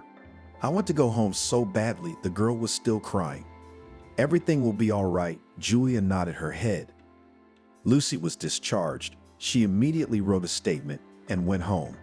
Now on the train the girl sat. She understood everything and realized that she had been bad. How could she have let John down like that? What had happened to her? Mom, she walked into the apartment. The prodigal daughter had finally returned. Her father came out to meet her. Where's Mom? She came up and hugged Dad. She will come now, in the store, he replied. It was nice and cozy at home. Lucy went to her room. Everything was so nice here. Lucy? Mommy asked from the hallway. Mom ran to her girl. Hello, dear, hugged her. They went into the kitchen. The woman put the kettle on and then began to assemble the table. What a fool I was, Lucy said, looking at her mother. Don't talk bad. You were stressed. You felt bad. The woman reassured her. Yes, everything can be, her daughter agreed with her. Lucy decided to exhale a little and then start her life over again. She looked for job vacancies. Not 2 weeks later, she was invited to work. Where was it this time? Betty was sitting there knitting something. Where I went to school, her daughter confessed. Alone? The mother looked down. For now, she went over and hugged her favorite people. Good. Her mother agreed with her again. Lucy took out the diploma she had once received, packed her things and left. She had rented an apartment on the phone. Now all she had to do was pay for it. She got the job. It was easy for Lucy. Lucy had done the right thing. Now she was working in the local hospital department as a nurse, but she liked it. Lucy, would you like to take another job? Her boss asked her. I'll have to think about it. She was just about to go home. She walked down the street and realized that there was never any extra money. Hello, Lucy entered the chief's office. Greetings, have you made your decision? He asked her. Yes, I have, she smiled at him. Then write your application and you can start work. He handed her a blank sheet of paper. Lucy realized that it would be very hard, but the money would come. She wrote everything and left the office. In the evening, she was at home, sitting and thinking about what would happen next in her life. Lucy, you will pull all the veins out of yourself, Elizabeth told her. They met in the hospital. Now they began to communicate closely. What can I do? No one can help me, she said. Do you even have a rest? Her friend asked her. When? Lucy smiled at her. I see, let's go out. Elizabeth suggested it. It was rare, but the girl thought that after the day shift, in the evening you can relax. And indeed, with Elizabeth, they could go to a cafe or restaurant, spend a pleasant time there, relax.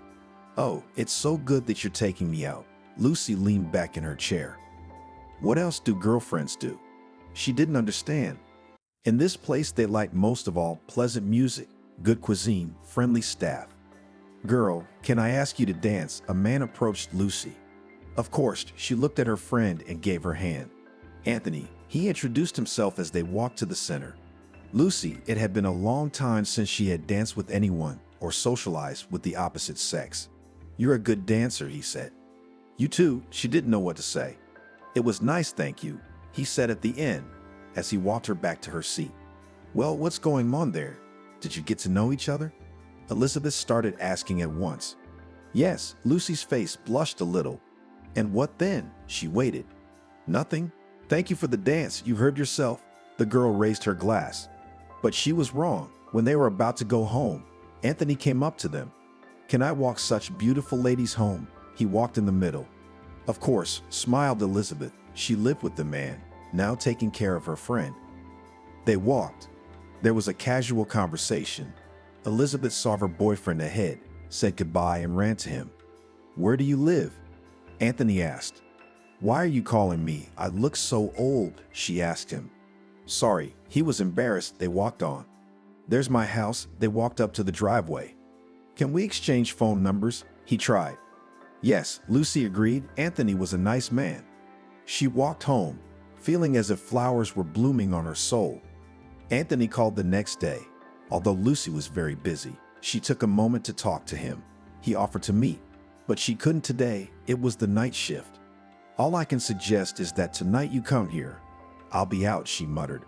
"Okay, that would be fine with me for starters." She could hear how pleased he was. Lucy didn't know if he would come or not, but she hoped he would. And he came, and not just for no reason, but with flowers. "God, it's been 1,000 years since anyone gave me flowers." She took the bouquet and smelled it. "It makes me feel good to do this," he smiled. From that day on, Anthony and Lucy started dating. When it was a day off, they would go to the park or just sit in the yard. The rest of the days, as it worked out. "Why do you live in a rented apartment? Move in with me," he suggested to her after 6 months of meetings. Would that be convenient? She was afraid. She'd already trusted him once.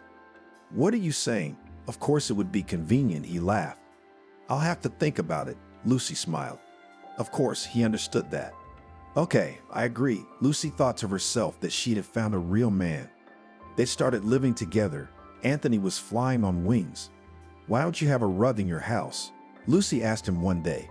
"I don't know, I hadn't thought about it." He looked at the floor, which was covered with linoleum. "We should get some," she concluded. "Suit yourself," he said, but he didn't offer to give money. Okay, Lucy isn't proud. She has enough. She'll do it all herself. In 6 months, she bought 2 carpets, bedding, a kitchen set, which was assembled by specially hired people. "Could you do it yourself?" The woman was surprised when she came home from work. "You see, the hands do not grow from there." He waved his hands.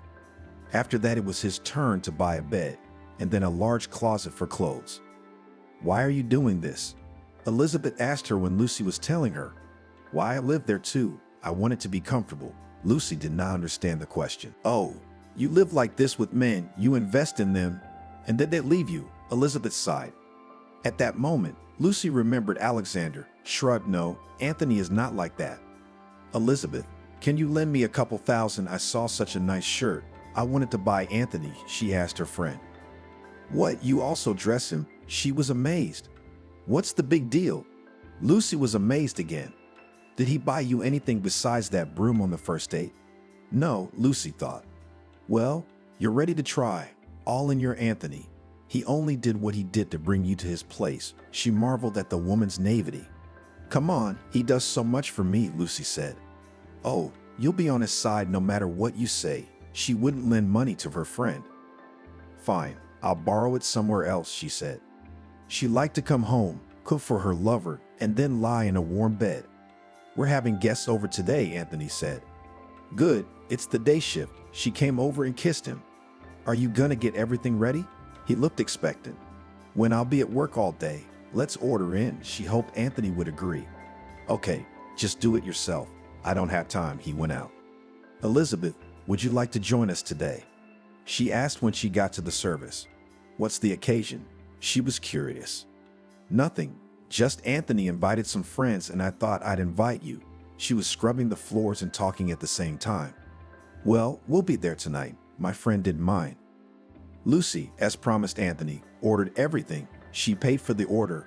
All that was left was to receive it at home. In the evening, she saw that many strangers had come. They were her husband's co-workers. As long as everyone was sitting at the table, talking and eating, everything was fine. But at some point, Lucy realized that the guests had had too much to drink. "We should dance," Anthony said. "Okay." One of the girls got up and turned up the volume. "Won't the neighbors fight?" Elizabeth asked Lucy. "No, they are normal." The woman was sure of it. She went to the kitchen to get more snacks. Look, when she came back, her friend pointed with her eyes to a couple dancing. It was Anthony and that girl dancing. "Fine, let them relax." Lucy waved them off. Yeah, if someone danced with Barry like that, I'd kill them. Elizabeth followed her friend. They sat down at the table, but Lucy couldn't help but stare at what her man was doing. They were wriggling so much, he touched the girl on every bulging spot she had. That's enough. She got up from the table and turned the sound down. What's the matter? The ones who were just bouncing on the carpet stopped. What are you doing here? She knew what she was doing was wrong, but she couldn't help it. Okay, what are you yelling about? Anthony said, and they giggled with the girl. And you still believe him? Asked Elizabeth as she put her coat on in the hallway. Stop it, Lucy interrupted her. Okay, your life, but I suggest you take a closer look, her friend warned her. Lucy returned to the room and the couple stood again, already without music, moving slowly. She saw Anthony hugging her as if he wanted to take her immediately. She got disgusted, turned away and left. She cried in the kitchen.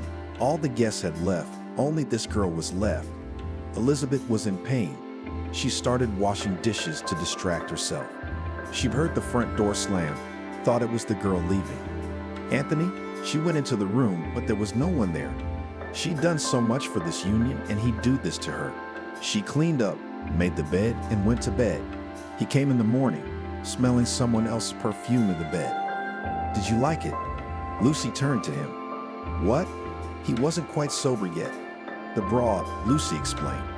Are you jealous? He chuckled. No, the girl lied.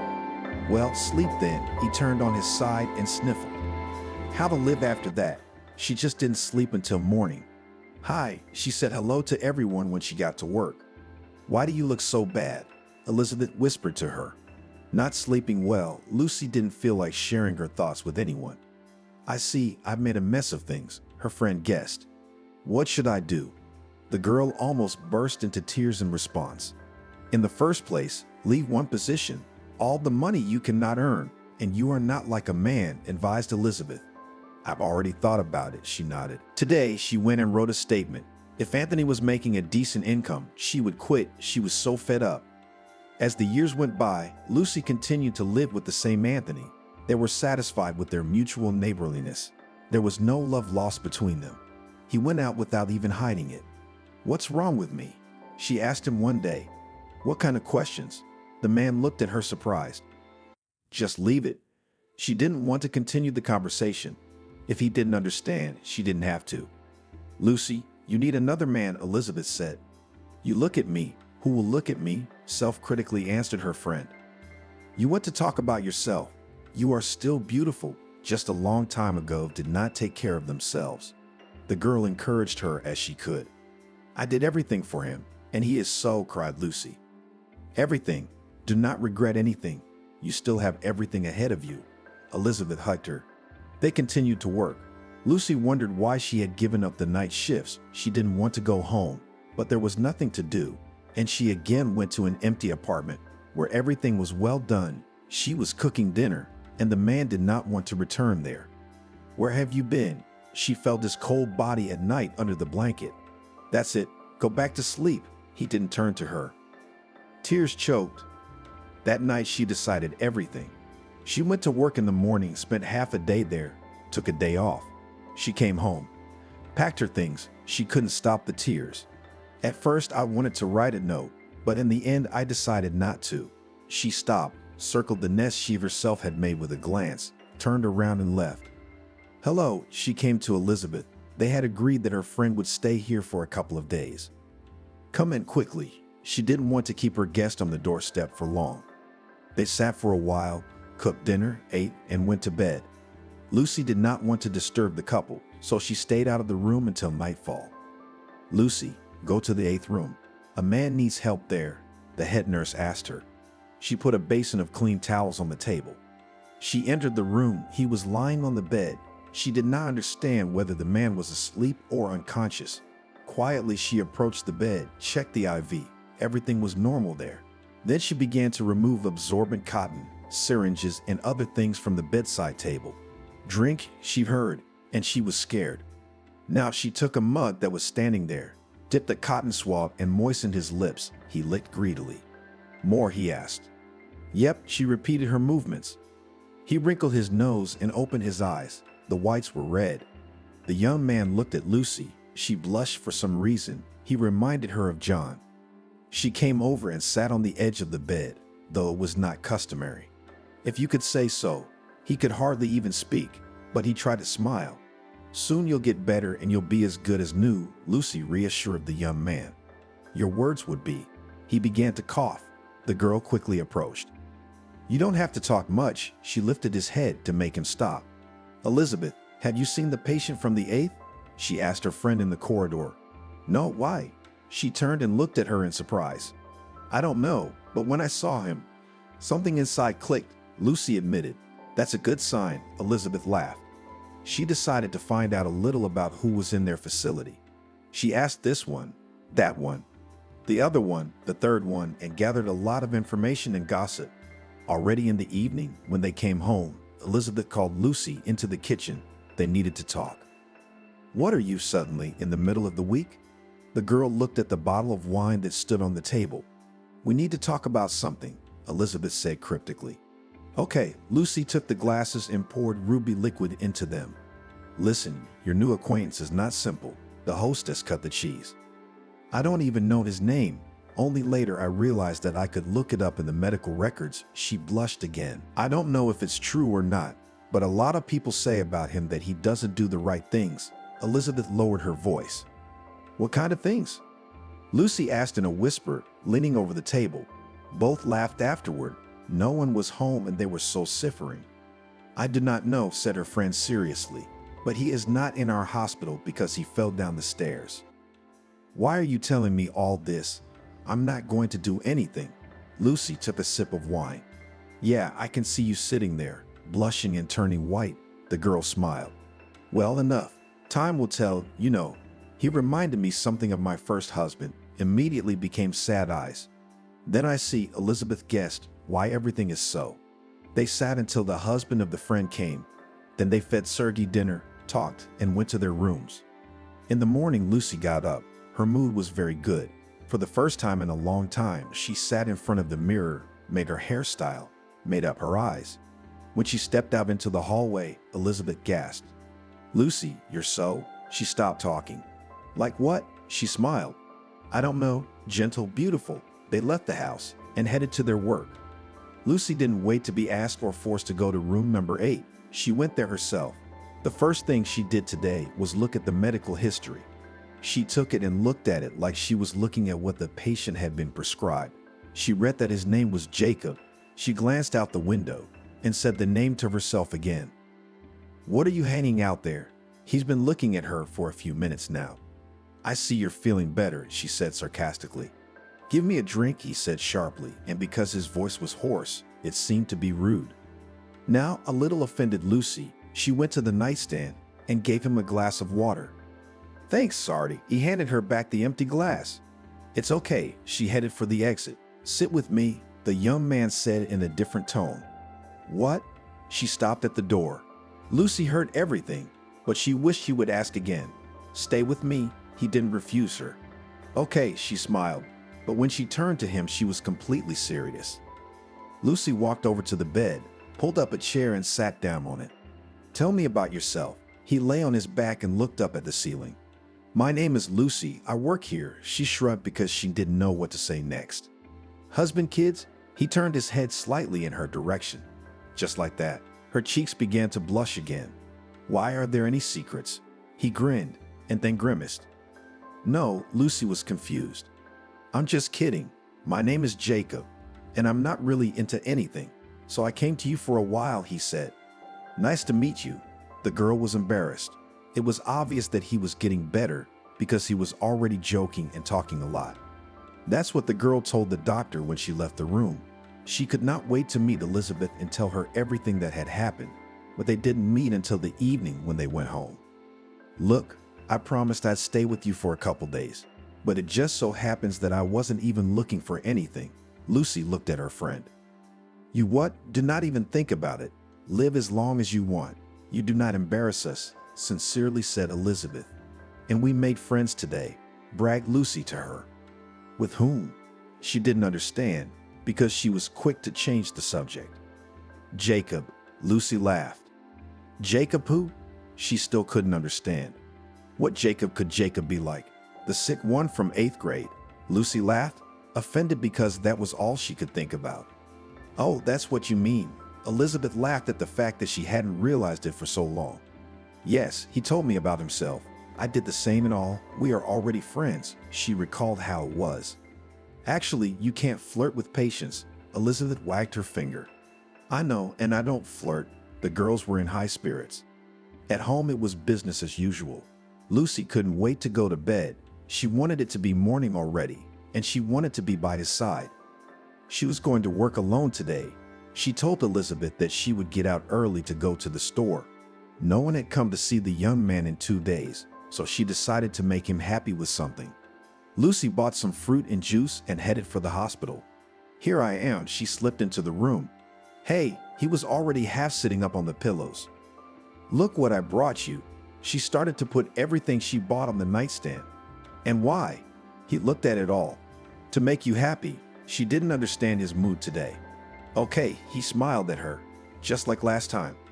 After that, they ate oranges, talked and laughed. It's all you was the only thing he kept saying. After that, Lucy started giving Jacob massages. Several times each day she went up to him for it. He would yell, but she ignored it. They were getting up, taking their first steps. In 6 months, Jacob was standing on his own feet. He looked at the girl with great love and gratitude. Would you be my wife? He asked her at breakfast. Do you honestly want that? She couldn't believe she was sitting here with him, as if all those years she'd spent in a bad relationship hadn't happened. What are you talking about? Of course you do. You are the kindest and most loyal girl. He got up from his seat and, leaning on his cane, walked over to her. Yes, I want to be your wife, she blushed. Then you will soon have the best wedding ever. He went to the seat. They were no longer in their 20s, but much more, but they were both young at heart.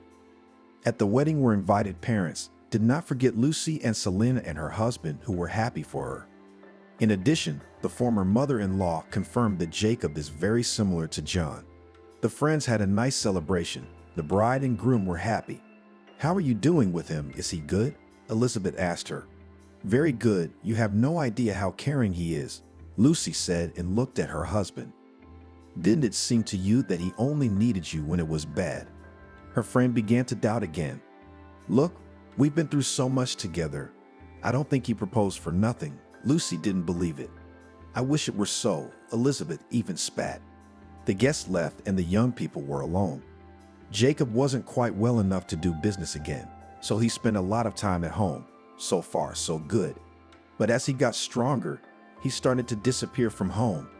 At first, he tried to come home every day, but it was not very convenient for him. So after a while, Lucy slept alone. The girl had nothing to do. She called her friend Elizabeth. Oh, that again, you have nothing to do. She was upset for Lucy. No, everything is fine. Now he will catch up with what he missed while he was sick, and everything will fall back into place, defended her husband's wife. We'll see. Elizabeth didn't believe anything anymore. And indeed, Jacob, not 3 months later, was right at home. Lucy wondered very much what was wrong. Why are you always at home? What about your work? She wanted to know everything about the man she loved. Don't ask unnecessary questions. If I'm at home, it's necessary, he told her rudely. Lucy did not interfere. She remembered what had happened when she had interfered in the affairs of her roommate. She was pleased that they were always together, of course. Jacob didn't spend every minute with her the way his wife would have liked. Why can't I go to work? She asked her husband, bored at home. No, you won't, he said imperiously. Can I at least go to a friend to visit? She could not sit in 4 walls. No, I need you. He took her hand and sat her on his lap. That made Lucy melt. She didn't need anything else. After a short time at home, Jacob started leaving again. He could be gone for a week or more. Lucy was jealous, worried. Come and visit and we'll talk, Elizabeth urged her. And if her husband came back, she didn't want to upset him. Oh, so sit with your husband, she said, as if offended. Jacob never showed up. A day later, Lucy got a call from the hospital, her heart sinking. She pulled herself together in a minute and drove to her lover's house. He was bleeding internally. What had happened? No one would explain. Beloved, come to your senses. She sat beside his bed after the operation. but all she got in response was silence. Again, a couple weeks in hospital and then bed rest at home. Lucy was there for him. Porridge, broth, medication. She could stay up nights because Jacob wasn't feeling well. Okay, I've got errands to run. It's been a month since he got out of that hospital bed. Lucy disappeared into Jacob's room for most of her working hours. After a week, the doctor gave him permission to get up, but he couldn't do it himself, so Lucy helped him. She walked with him first around the room, then in the hallway as well. Jacob said nice things, thanked her. A month passed very quickly, and during that time the young people became friends and they said goodbye very warmly. Will we meet again? The girl didn't want to let him go. Of course, he promised and got into the car that came after him. Lucy was sad. She looked after the departing car and almost cried. How are you? Elizabeth came up behind her. Everything is fine, blinked the girl, and a tear fell treacherously on her cheek. Come on, her friend took her hand and led her back into the building. Lucy continued to stay with Elizabeth. After she told her to live as long as she wanted, she hadn't even thought about it. Now she realized she had to look for an apartment. What are you doing? You've been living for so long. You don't need to move out, began to persuade her Elizabeth when her friend told her about it. I don't know, I still feel uncomfortable. Lucy was telling the truth. It's fine, trust me. I would have told you right away, the girl assured her. Lucy waited for him, but he didn't come. It was a shame. A month passed, the second, and Roma was still not there. Enough waiting, her girlfriend pitied her. You know, I try to talk myself out of it, but I can't, Lucy told her then. Another month later, a car pulled up to the hospital. I need Lucy, a young guy ran in. Now, Elizabeth met him, went to look for her friend. Hello. The girl came out into the lobby. She was very surprised that someone was looking for her. I need you. He showed her the car. The girl's heart beat faster. She had really waited for him. She turned to her friend, who looked surprised at everything that was happening. Let's go, Lucy said confidently. They climbed into the parlor. The guy there said Jacob wasn't feeling well and he'd sent him here for her. Excitement set in. Let's go, the girl said confidently. They drove off. Elizabeth stood at the window and saw everything. She was worried about her friend because she did not say anything, where she went, where to look for her in case of emergency. What happened to him? Lucy worried in the car. You'll see, it was obvious that the guy was focused on the road. They arrived somewhere outside of town, there to a house that was surrounded by a fence. The girl got out of the car, waiting for the doors to open so she could get in. She was led into the house, escorted into a room. Jacob was in bed again. He was asleep. Hello, she said loudly to make him wake up. Lucy. He opened his eyes and mumbled her name. What happened to you? Why didn't you come? She walked over to his bed. He moaned. Now she looked at the medication that was lying here. She decided to give him a painkiller. Don't, asked the doctor. He shook his head. Where is he? She rushed to the door, stepping out into the hallway. There she was shown to a room with a man in it. Are you the doctor? She turned to him. Yes, is something wrong? He got up from his chair. He's in pain, she pointed to the wall. Now he came out of his and went into the room where Jacob was lying. He saw that one of the medicines had been set aside. I wanted to give it to him, but he wouldn't let me. He sent it to you, Lucy admitted. Do you have a medical degree? The doctor turned to her. Yes, I'm a nurse, she nodded. Good, you wanted to do the right thing. You have to trust. The last words were addressed to Jacob. Thank you, Lucy said quietly. She stayed to live in the house. She called Elizabeth, told her to write a statement for her. After that, she alerted the management and they went along with it. She sat by the bedside of a man she really liked. Lucy didn't know why she was willing to do anything for him. She gave him compresses, turned him over, gave him shots, IVs, whatever she had to do. Thank you. He took her hand and pulled her to him. Anyone would have done the same. She tried to say something because her heart was pounding. She was worried about being so close to him. No, he looked into her eyes and then pulled her close and kissed her. Lucy realized she loved this man. Let's try to get up. He'd been sitting up for a while now, but the bones were shattered. They'd been put back together piece by piece, so it wasn't a given that he'd be able to do anything. Probably couldn't, he doubted. But Lucy took his hands, one placed on her shoulders, The young man managed it. He stood by the bed for only a few seconds, then sat back down. There, she was breathing hard because it was a little hard. Be careful, his wife saw him off. She, as in other years, was alone in the house. There was a different kind of joy now. The husband had hired a housekeeper, whom Lucy liked to talk to. Naomi, still have time to do everything. Let's have lunch. She invited her assistant to the table. I can't do that, she made big eyes. What's the big deal? Lucy didn't understand. They sat down at the table, talked about a lot of things, mostly about life. Naomi told about her difficult fate. So Lucy opened up to this woman. Of course, it hadn't happened the first day they met. It had been a couple years since she'd been employed there. Jacob came home very rarely, and he and his wife practically stopped communicating. Lucy would rush to meet her lover when he showed up, but he'd say he was tired and wanted to go to bed. And in the morning, he'd disappear again. Jacob, I need to talk to you. Lucy told him seriously when their marriage was 8 years old. Can you do that? He even stopped. Don't you believe it? The woman was so fed up with everything. She was kind of married and kind of not. She wanted clarity. Tell me, he exhaled impatiently. What's going on with you and me? She asked him forehead to forehead. Nothing, he smirked. That smirk of his had attracted Lucy so much before, but now it pissed her off. Jacob, I'm your wife. I've been sitting here alone for years, and you won't let me go anywhere, she cried. And you remember who you were, where I got you out of, and all you can do is look after me. I've got another family, a kid. Yes, I'm married to you, but I'm fine there. You're just a backup. He said all this to her face and left the house. What? She stood there confused. Lucy went to her room, cried a lot. Naomi came over in the evening. She wanted to talk to someone, but the woman couldn't leave the room. Her heart was breaking into pieces. Strangely enough, Jacob came the next day.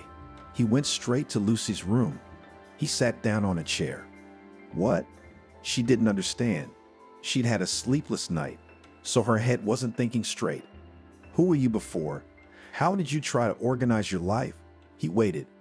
I don't understand, she thought to herself. How could he know all this? Don't talk to the servants, he guessed what she was thinking. Understandable, she looked down at the floor. It was embarrassing if Naomi also exaggerated everything. So, did you make free love? He leaned toward her. Jacob, she didn't want to talk about it. It was a long time ago and not true.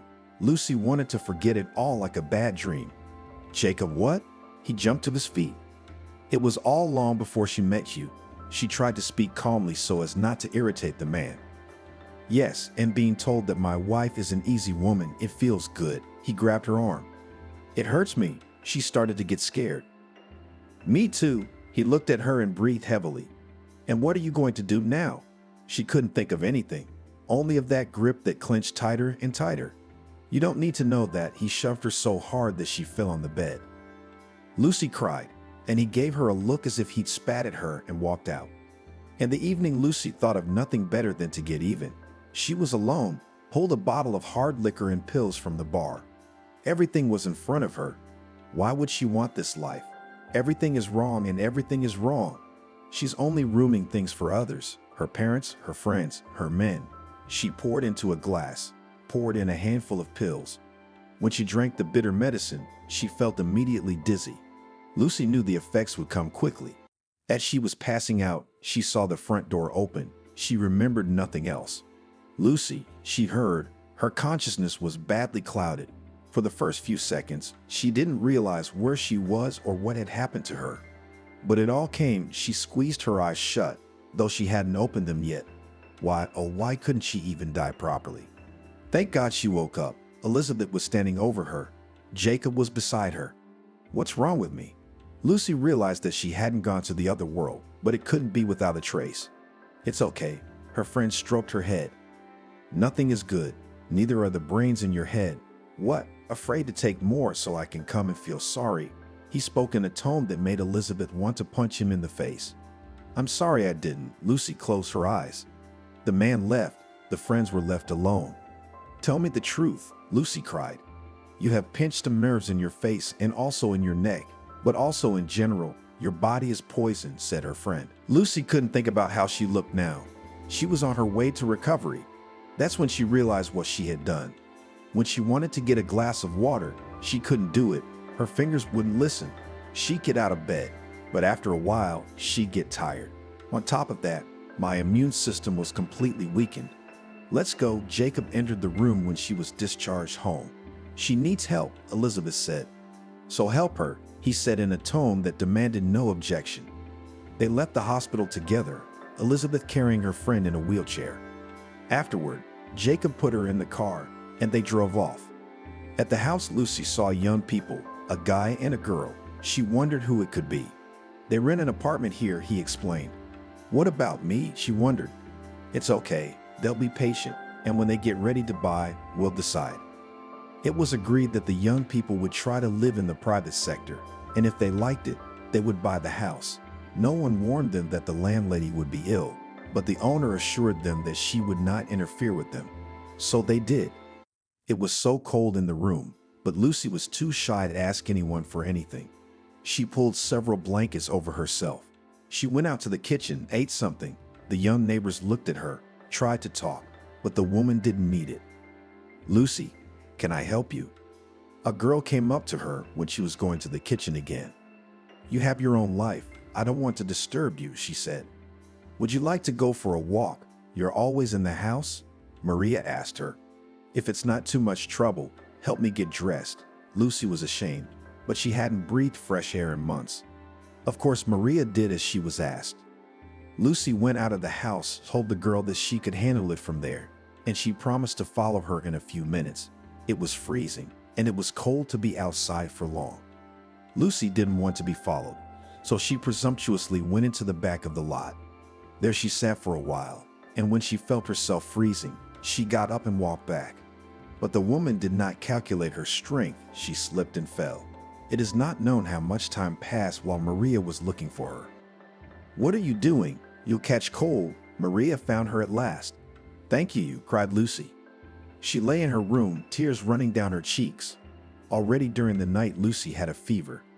It was hard for her to breathe, but the woman didn't call anyone. She was ashamed that she had to ask strangers for help. Lucy, how are you feeling? Maria came into the room. I'm fine, she wheezed. What are you talking about? You have a fever. She went over and touched her head. An ambulance was called and the woman was rushed to the hospital. Bilateral pulmonary edema. They put her in the ward, and then there were several weeks of treatment. Lucy had a long time to recover from this condition. Maria and Elizabeth came to visit her. Thank you, the woman cried. Her friend offered to call her mother, but Lucy was against it. It was not easy for her. What are you saying? Anyone would do that. She recognized herself in Maria. When she felt better, she was allowed to go home. Jacob, hello, Maria called him. We agreed to buy the house from you. He arrived and saw his wife lying in bed. She had lost a lot of weight and her face was distorted. I'll leave her here and file for divorce. Don't worry, she won't live longer than a year. But for that, I'll give you a discount. He looked at the future owners of the house. How can you do that to a person? Maria didn't understand. You do not know how she acted. He scheduled a meeting for tomorrow to draw up the documents and hand over the money. How are you? A girl came into the room in the evening. Why did you agree to leave me here? Lucy asked, while she thought, if it weren't for this, where would she go? She didn't want to be a burden on her mother's shoulders. I talked to my father. He said he would help you in your treatment. Maria sat down next to the bed. She smelled of kindness. What are you saying? I don't need anyone's help. Lucy made a face that made Maria laugh. You do not need to know that. You are still very young. Everything will get better. And people like your husband, you just need to throw aside. Maria saw without any stories what kind of man he is. Lucy was grateful to the girl. She lay back and smiled to herself. Living so many years with a man under the same roof, he offered her money to buy things in the stores. Why did she always refuse? She should have taken it and saved. Now at least she would have a financial cushion. It's nothing. Maria looked after a woman. Her husband, Mickey, Lucy didn't see often. But when she needed his help, he was there for her. You become like a mother to me. The girl hugged her sometimes. You grew up without her? The woman guessed. Yes, she left us when I was not even 3 years old. It seemed that Maria was going to cry. Gone somewhere or not at all. Lucy asked cautiously. Not at all. A tear rolled down her cheek. I'm sorry, the woman squeezed her hand. It's okay, I don't remember her at all. The girl wiped her tears and smiled again. Lucy decided that she would try, recover, and help Maria in any way she could. But time passed and it did not get better. The cough that used to choke her was much less now. And we have guests. Maria came to a woman's room. Who? The woman tensed up. More than anything else in the world, she was afraid of the arrival of her mother, that when she saw, she would not listen to anyone, just take her home. And Lucy could not afford that. Allow me to introduce Nani. A man entered the room. He had gray hair, but he didn't look old. Jacket, pants, boots, and most of all, Lucy noticed the perfume. She knew it wasn't cheap. Hello, she said quietly, trying to cover her face. You know, Lucy, as much as I've heard about you, it seems like I know you personally. He walked over and shook her hand. Why this officiousness? Just Lucy. She felt the redness coming to her face. Okay then, I'm Nani. He looked at her. Rays of wrinkles diverged from his eyes, but that only adorned the man. They talked some more and then Maria invited them to the table. Lucy didn't want to go, but Nani insisted. He helped her up. The woman threw on a robe. I'm sorry I'm like this. Lucy imagined herself, her hair tousled with grain, herself in some kind of robe. What are you talking about? You're sick. We'll sit at the table, and then we'll get you back to bed. He walked very quietly and supported her. Maria did her best. There was nothing on the table. Everyone sat down at the table and talked a lot, including the treatment. I can't agree to this, she looked at Nani. At that moment, she felt that he was not looking at her as a weak and sick woman. Okay, I'll lend you the money after I can. You pay it back in installments. He tilted his head to the side, waiting for her answer. Are you sure it will help me? Her head was involuntarily tilted this way. I'm 200% sure. He raised his wine glass at something else and drank. I guess I'll be going. Lucy started to get up. No, we're going for a little walk now. Nani stood up and gave the lady a hand. But me, she pointed to her robe again. That's okay. Here's the coat. He pulled out of the closet. We won't be long. They went outside, stood there for a while, both of them being silent. It was a pleasure to chat. He walked her to her room. We didn't even talk. She smiled her crooked smile. You know, sometimes even being quiet with someone is good. He took her hand, kissed it, and left. Lucy sat on the bed, looking at the closed door. That's why, when she had become so helpless and ugly, she had met a decent man. Not wanting to think about it, she picked up a book and started reading to ward off the bad thoughts. Maria saw Lucy off to the clinic, which her father had paid for. Elizabeth volunteered to accompany her, to be there for her if needed. You don't realize what an amazing man he is, Lucy told her on the road. You know, the fact that he gave money for treatment, yes, but you have to look at him. Again criticized another man, Lucy. You can always tell at first sight, squinted her friend. Yes, but this one doesn't seem to have any flaws. Elizabeth couldn't believe herself when she said that. They arrived at the clinic. There the women were placed in a room. Elizabeth had an extra place. The treatment began. Lucy underwent 3 surgeries in total. The doctors tried to relax her muscles. Whether it worked or not, it will be seen when the rehabilitation course is over. Elizabeth, help, Lucy asked. It was not easy for her. Her face was in bandages. She couldn't even drink properly. Now call right away. That's what I came here for. She jumped up from her seat. You know, I thought I'd call my mother, Lucy said one night. Don't you think it would be a shock to her? She's not a girl anymore. Elizabeth was worried about Betty. I don't know, but for some reason I feel like doing it now. Lucy wanted to cry, but the doctor said she should do it less often. Well, let's wait a couple more days, or in general, discharged and go straight to her, offered options Elizabeth. Soon, you'll find out. Just wait a bit. He drove on. The car stopped outside the restaurant. The man got out, opened the door on Lucy's side, helped her out.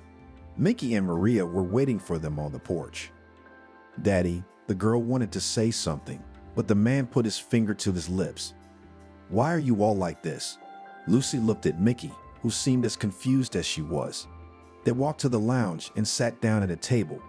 Lucy, when Maria started telling me about you, you reminded me of a woman.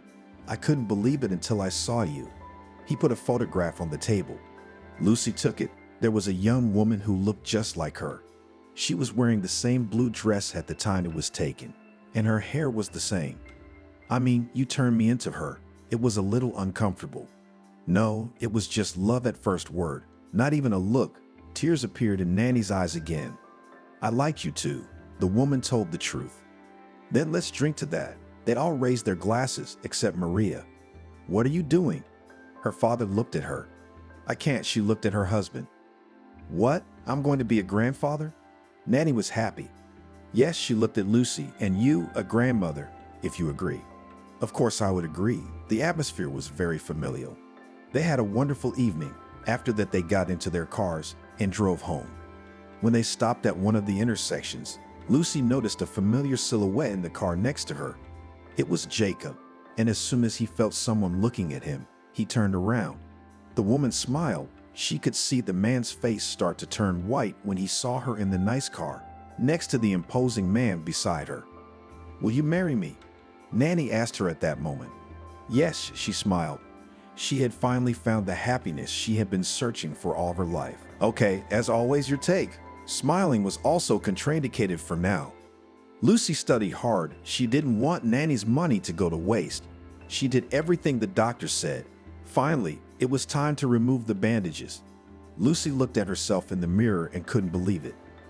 Yes, her head was slightly tilted to the side, but now only she noticed it, and most importantly, she could control it. But the distortion of facial expressions wasn't what it used to be, especially since the surgeon had said that as she practiced daily, it would go away completely. I can't believe it, she looked at her friend. And he did it. Everyone wanted only to cripple you, but he cured you. Elizabeth raised a finger up. It was necessary to stay here a little longer. Elizabeth was told that Lucy no longer needed an escort. She had to go home. What a pity that you and I are not back together, the friends hugged. Come, let's go to mine, reminded Lucy of her friend's promise. I will. She kissed her on the cheek and left. Lucy had time to think. After all the treatments and everything else, she would lie on the bed or sit by the window and look out there. There were only good thoughts in her head. She thought that even as she left Mickey and Maria, she would never forget them. When the girl gives birth, she could stay with her grandchildren. The door opened a little. Yes, Lucy wondered. No one had come to see her at this time already. She looked around, saw Nanny. Madama, he spread his arms to embrace the woman. I think you're flattering me a little. She stood up and walked towards him. No, I never lie to anyone, nor do I say flattering words. The man hugged Lucy, and then they sat down right there in the ward. I'm glad of that fact. She looked at him. He was handsome. Lucy began to imagine what he must have been like when he was younger. He must have had a lot of girls. Listen, you're being discharged in a couple of days. I want to pick you up myself and surprise you. He didn't say what. Okay. She didn't understand why she needed permission for that. Promise that I'll do everything the way I want, and if you don't like it, you'll fix it, he said, and then didn't look her in the eye. For what you've already done to me, I'll be grateful to you for the rest of my life. She pointed at her face. Deal. Then, he took her hand as he always did, kissed it, and left the room. It was nice to be cared for by someone other than yourself. Lucy waited to be discharged, and it came, just like Nanny had said, 2 days later. Hey, he was alone. I thought Maria would be with you. The woman was surprised. Let's go. Remember, I promised you a surprise, the man reminded her. Yes, I'm very curious what it will be. She got into the car. First in line was the beauty parlor. Why? She turned to him. She realized she didn't look good, but she could do it herself, but later. Quietly, he put a finger to his lips. You promised. Lucy went. Nanny waited patiently in the car. Her hair was colored, styled. The woman Nines looked immediately younger. After that, a little makeup. She walked to the car. She felt like she had been transformed into a queen. Beautiful. Nanny couldn't help but compliment her. Where to now? She turned to him. To the store, the man said confidently. You're so crazy. She shook her head. You'll understand everything later. He spoke in riddles. Several dresses were already ready to be tried on when Lucy went in there. She wore them all. They were all gorgeous. But she chose one, the blue one. She liked that color so much. As she walked to the car, Nanny almost cried. What's going on with you? She couldn't understand.